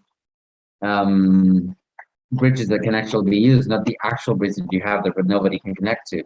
So this is exactly what we need to work on: public policies, the operators, the government, affordable spectrum prices, liberation of necessary spectra, and of course that deals with the modernizing and updating our regulation, everything that had to do with installing infrastructure as well.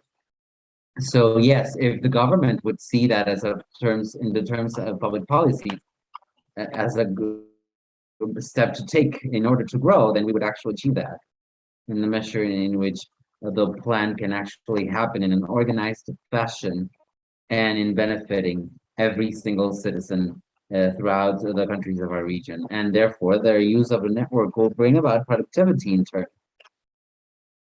Thank you, Annalise. I believe, Angel, that your 5 truths were fully developed throughout the panel. And with this question, we close the second round of opinions. What would you propose should be the next steps to truly achieve the benefits of transformation, digital transformation? That is, well, I don't know if this is just my personal opinion, but I started being the person who would actually lay out the truth in comfortable truths, but now things have turned over on myself to me. A lot of the colleagues now actually bring the uncomfortable truths, and I now take the seat of the optimistic side, and I'm going to point out the good things that have been happening and how we need to ride the wave of transformation.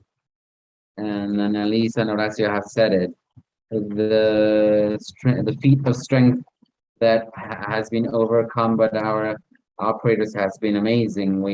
The agility that the companies and the governments had to achieve change was unheard of. So now it's all about catalyzing and consolidating everything. And how can we achieve this form of mobility through the use of ideas and policies that we need to advance? 2 lines that I believe are very important. First off, and it goes in line with what Jose Paulo was saying, we live in an epoch of a digital economy. We have the telecommunication sectors in the face of others would make little sense. It is all about advancing together and combining in an intelligent manner with a combination of all the sectors. About 15 years ago, Twitter, Rappi, Instagram, Cabify, and any of the entertainment platforms didn't exist, the ones that the big companies have launched. So how do we educate each other? How do we work each other? How do we do things together? Well, the perspectives have changed and the rules and our institutions have to follow suit. Transparency and accountability in the use of data and in the use of algorithms is quite clear. We need to have more neutral regulation for comparative services. And it goes with what Anna was saying. There are many things that we know that we don't know. Therefore, we need innovation in terms of regulation, innovation in terms of regulation. And when we don't know exactly what to regulate, then we must create a form of sandbox and we invent together and create as we go.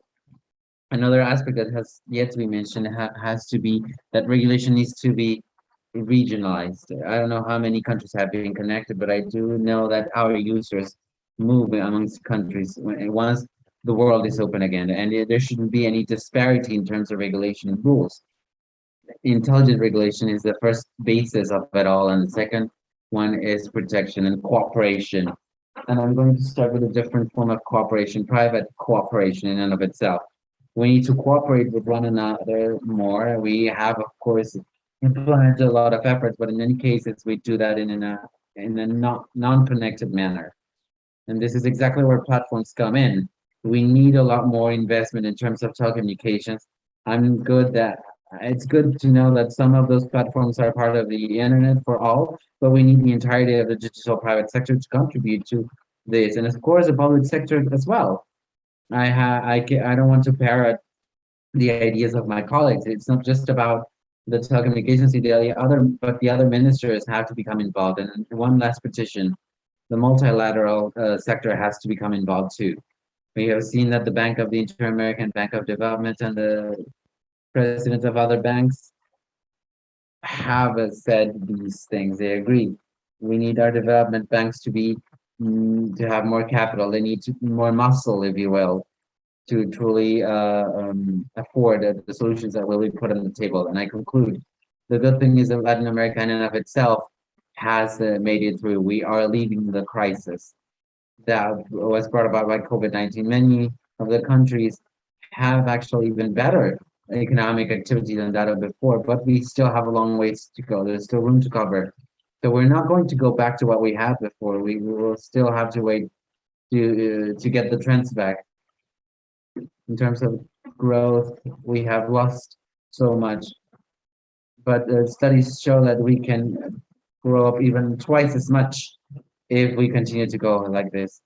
We should continue with this multilateral associations, private and public. We should find a good marketeer for this, but with this association of both forces, we can advance in a political and resource manner. Thank you, Angel. I believe the time has cut us short due to this very enriching discussion. And just a few characters tell us how you would wrap up. You would give us the key elements and how you would wrap up. So let's start, Angel. Just a few. You're a privileged. I only get 140. But I believe that we need to be optimistic. Latin America and the Caribbean can and should change digitally. And I believe the advancements towards regulation, digital and intelligent, and associations that are public and private will actually take us that way. Horacio, please, your wrap up.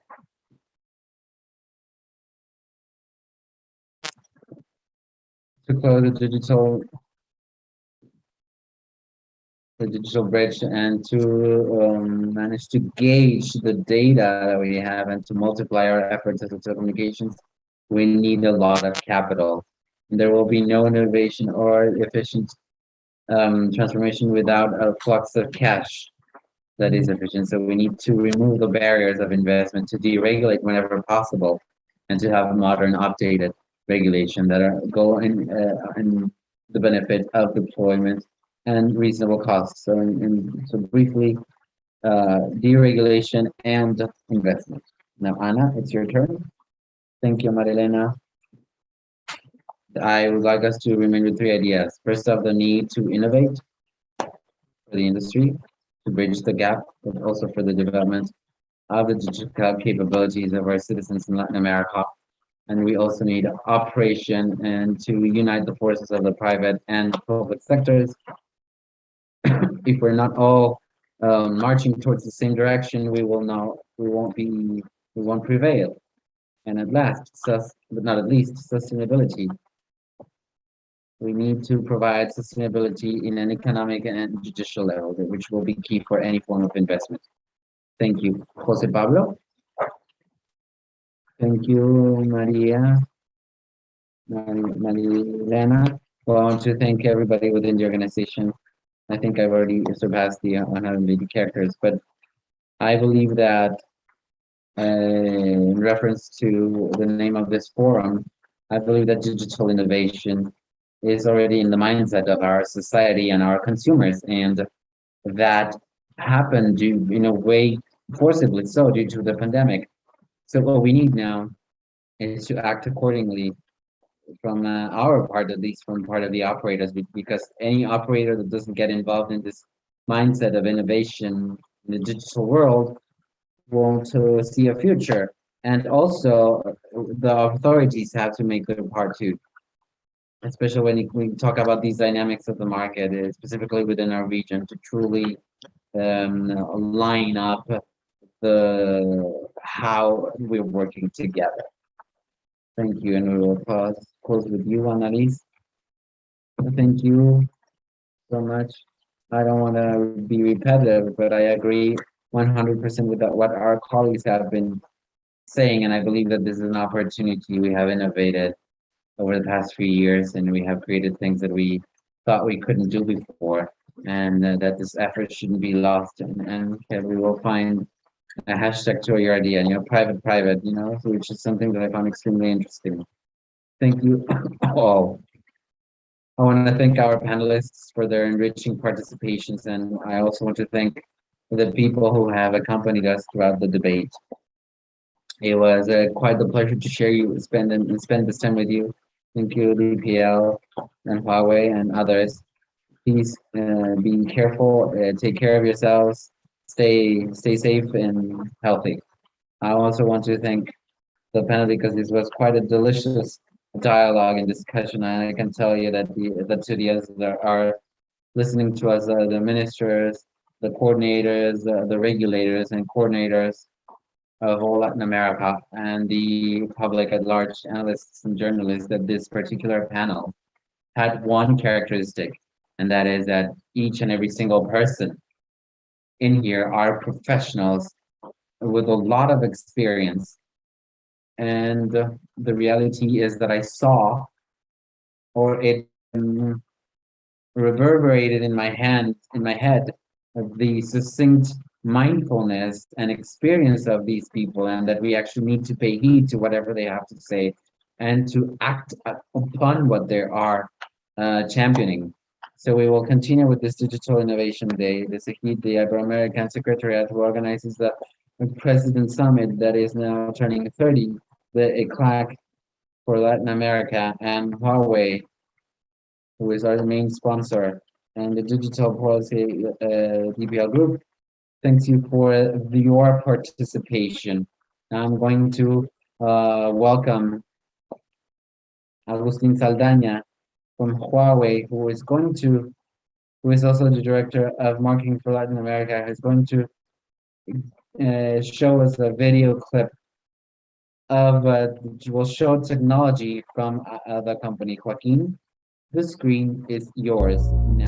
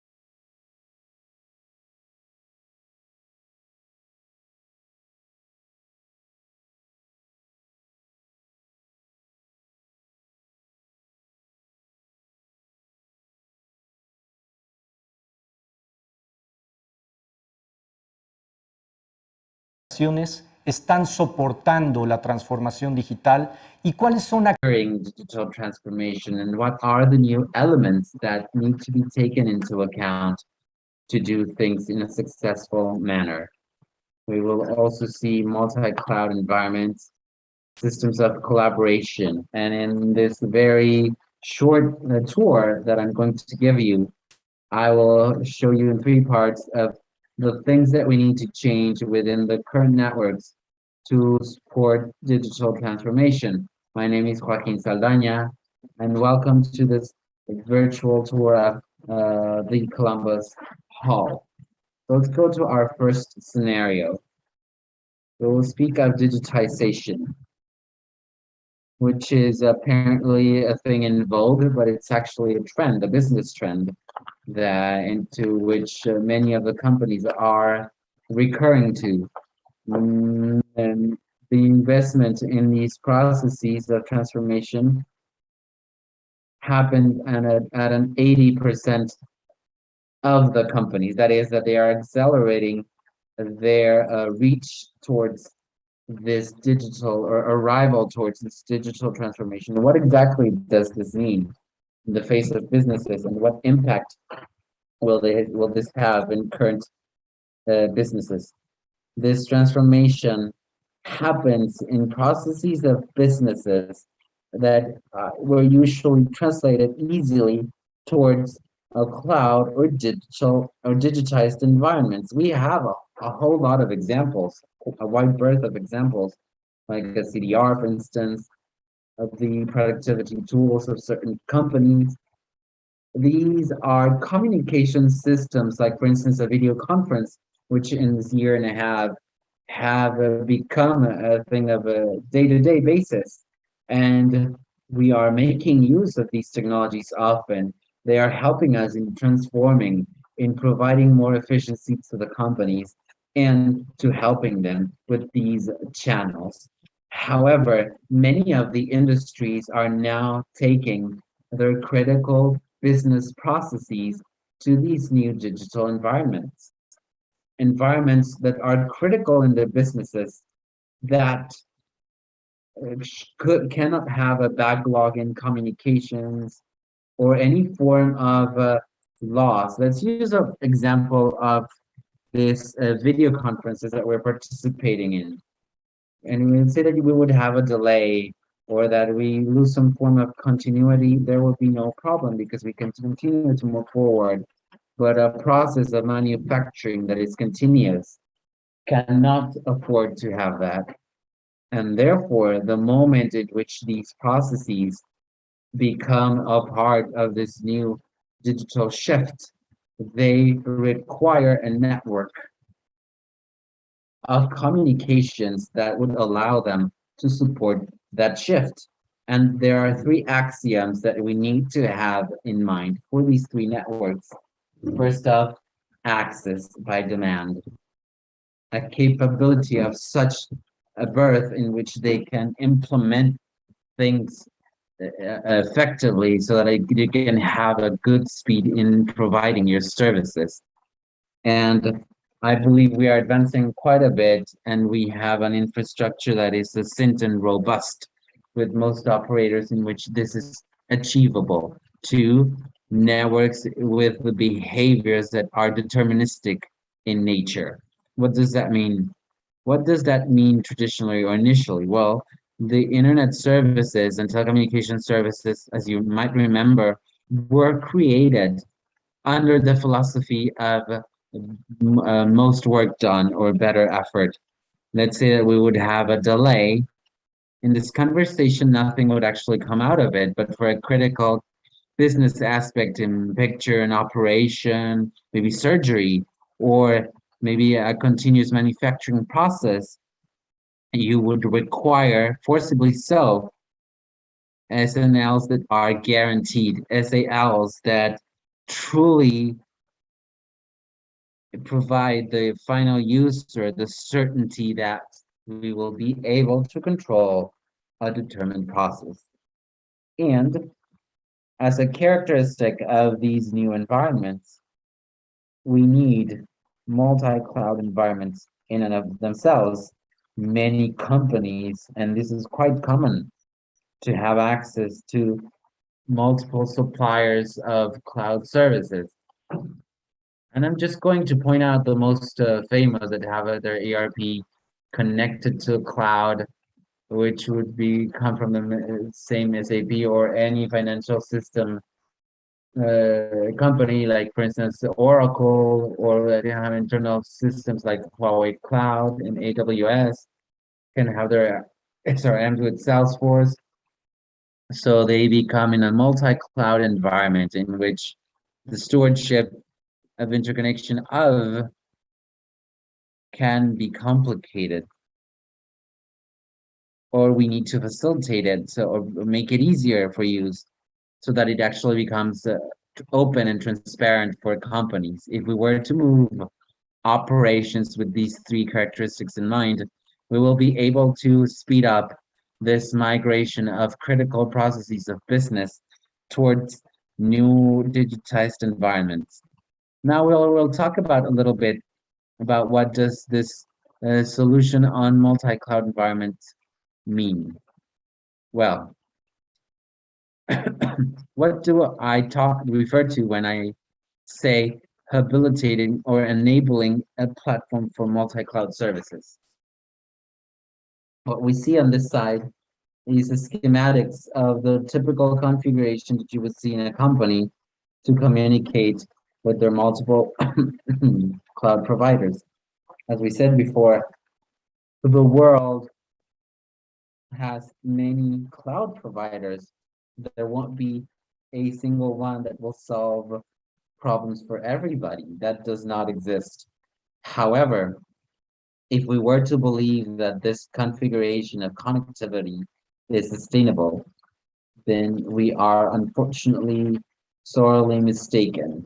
We don't have control of the service levels that would guarantee adequate latency, adequate time of response, availability, suitable ability to reach these providers. And as we mentioned before, if we thought that critical business aspects could be migrating to these cloud areas, we would actually need to move towards a cloud configuration that is more agile, that is more controllable, and that can actually guarantee levels of service and availability and latency and speed that are suitable.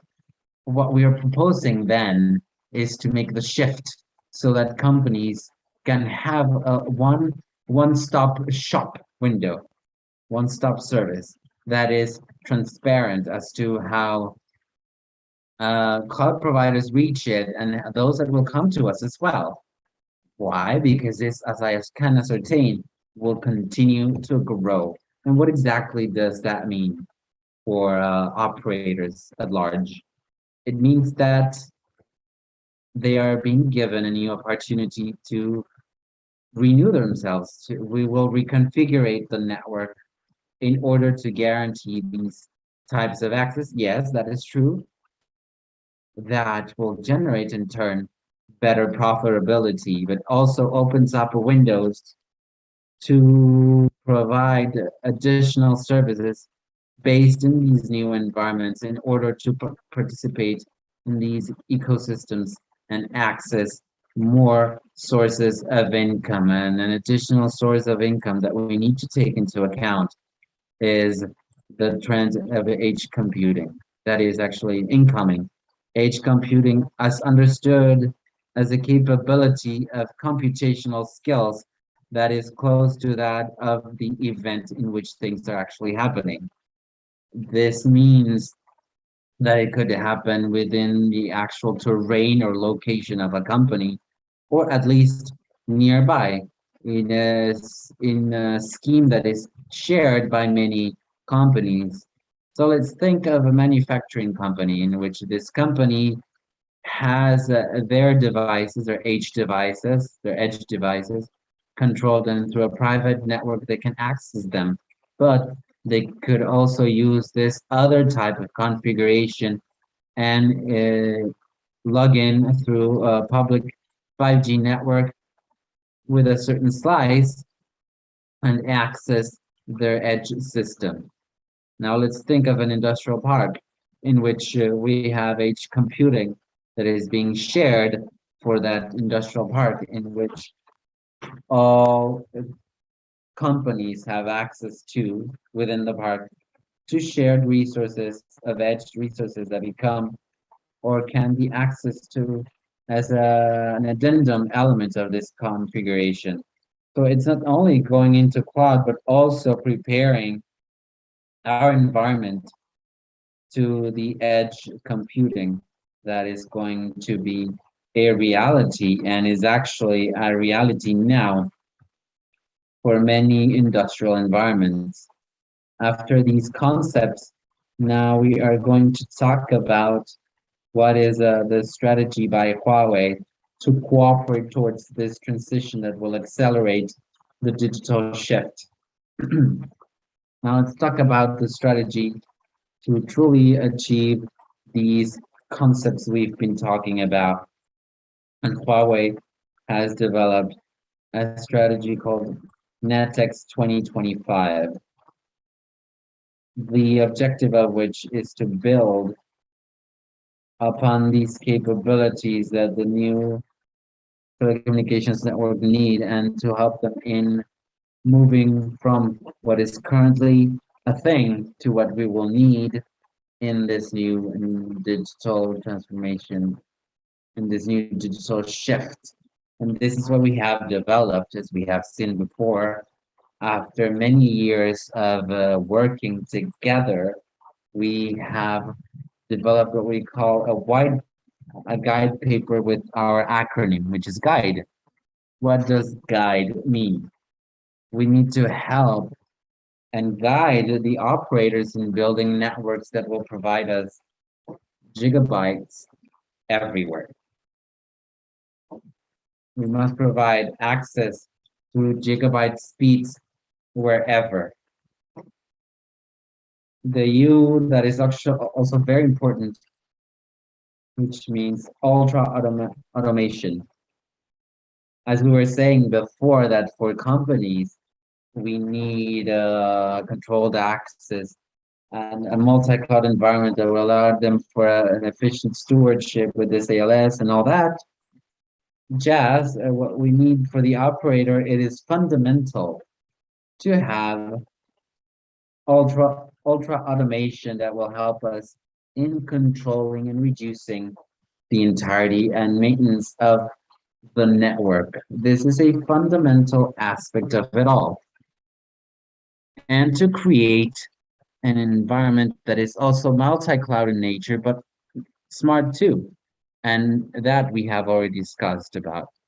So the D is for a differentiated experience of the users. And this is quite the key aspect, because now with the capabilities by 5G, we can have those slices of information to help each and every single client and provide them with a different, or better said, differentiated experience. Like that is to give them the SLA of critical mission to the services of critical applications, a way in which they can access a standard service, for it to be standardized too.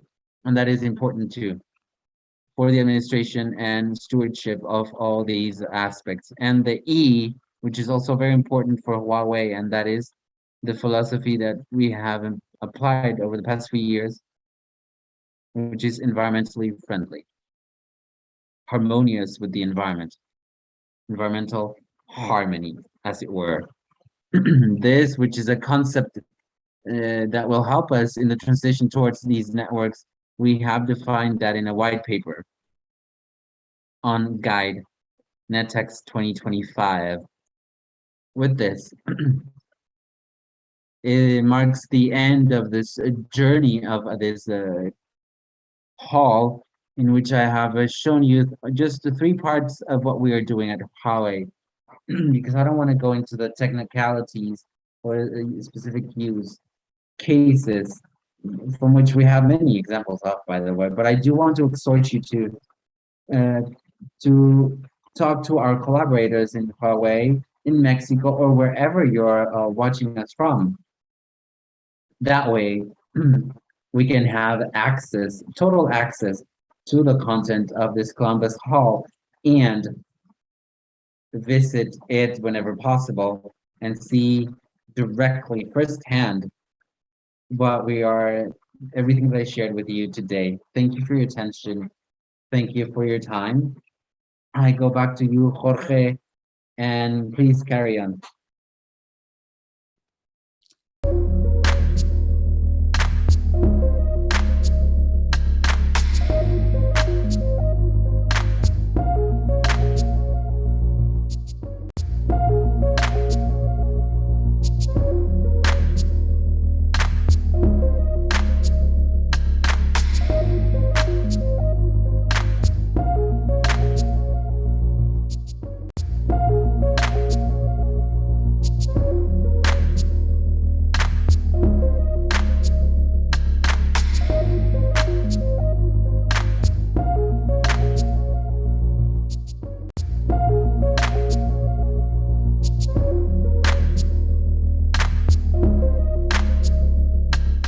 Gracias, Joaquín. Thank you, Joaquin. Thank you for this walk through the technology investment that we're getting to the end and the reflections, this Digital Innovation Day. This is dedicated to two big topics, economy recovery after this catastrophic moment. It's possible through telecommunication services and also vital digital transformation needed in the society in different areas. This event also took place with an entity with the Ibero-America Secretariat that is 30 years young today, and the digital sector when we have regulatory ministers, the areas for lobbying, and the Congress of different countries in Latin America, specialized press, analysts. This is also an interdisciplinary event. That's why we have talked about education and culture, about these elements that are part of the life of a digital society. This event has also been supported by the by ECLAC, Huawei, and DPL Group. I'm going to give the floor for a final comments and closing to my dear friend Enrique Vargas. Thank you, Jorge Fernando. Thank you for making this possible, this edition of Digital Innovation Day. There are no words, not enough words to describe the talent, honesty, sincerity that the different speakers, over 25 participation, over 25 speakers. As you well said, Jorge Fernando, we have seen ministers, regulators, all type of people involved and very involved to improve the quality of life, of our people, to make sure that the decisions are properly. I'm convinced that between yesterday and today, we all have been able to learn something new. I know that the fact of this forum having been an interdisciplinary forum, this allows us to see what others are doing. We can understand how the technologies are developing, how we're trying to solve the big challenges in this time. We have to thank those who have made it possible to hold this. Of course, I cannot miss mentioning Huawei, ECLAC, dear Jorge, and I have to acknowledge the leadership of DPL in the entire region. This leadership built with effort, work, and knowing and creating what's the most important thing for this to go, to generate trust. Trust that is absolutely necessary for people to be able to come, to share the experience, to share the vision, and in that transparency as we face people. This audience that is a specialized audience, and that's probably why we need more honesty. It also allows us to analyze trends. All the participants at this forum, at these 2 large and intense days, all participants agree in the main principles of digital transformation. We all have verbalized what we can see the fundamental principles of digital transformation in our region. This is nothing small, because transformation was already there, but to generate the concepts of this transformation adapted to our realities, adapted to our asymmetries, to our lack of equality as a society, this allows us to be bold and to place black over white what it means for our region, digital transformation. And this forum has allowed this. This forum has been an opportunity to take a step forward, not 1, 2, several steps forward with respect to what digital transformation is. Everyone, every single person has mentioned as the common place to close the digital gap. How we have to cut down the digital divide, actually. They have shared the experience of what it has meant. This level of absolute acceleration, but they have been very generous in sharing how. And that's what we were missing. We still needed to understand that when we're talking about digital divide, what are we talking about? How the stakeholders are working to close the gap, not only from the logics of improving the business, trying to improve the capacity of business growth. We're talking about improving the quality of life of the people, the productive processes, and the different manifestations that go through the roads of what's said digital. And this is something that we're celebrating at this forum. Everybody talks about efficient regulation, and we have seen about regional regulation. We have to talk about regional integration, but this is not going to be possible if we don't move forward in regional regulation. And we have huge challenges, but there's an intention. It's going to be verbalized. We have to move forward in a regional regulation with efficacy. Everybody talks about better public policies. Everybody talks about this. We have seen it very clearly that we cannot stay with public policy that are 10 years old. We need to be a forefront region in public policy because the diverse sectors are demanding public policy that are dynamic, participative, cooperation. We have to talk about public-private cooperation. And this forum has innovated. It has innovated, it has taken a step forward in formulas that are a lot more imaginative about how to move forward, how to continue working. Everybody talks about citizenship and access, and I have to celebrate that.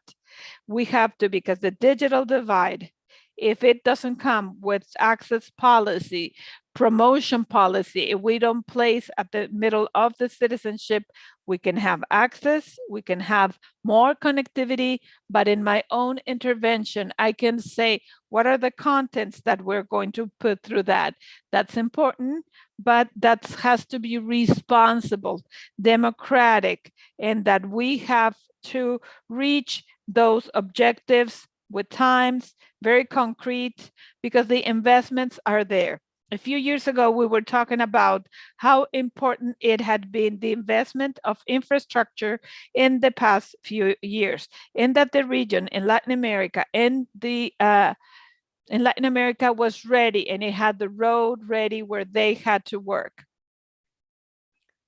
And the pandemic came, and we saw that these investments in digital infrastructure were not ready as they were reported. As of the pandemic, we can see that those investments have accelerated and that we have huge challenges ahead of us. Everybody talks about this, and I have to underscore in the improvement of the quality of life. When you hear decision makers talk about this, this is something that we must celebrate.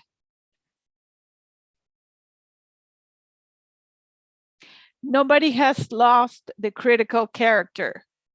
We thank for that vision, for that capacity, that critical capacity around the topics that they're specialists in. But everyone, absolutely everyone, has left optimism, have been able to share that there's a way to keep moving forward and working together.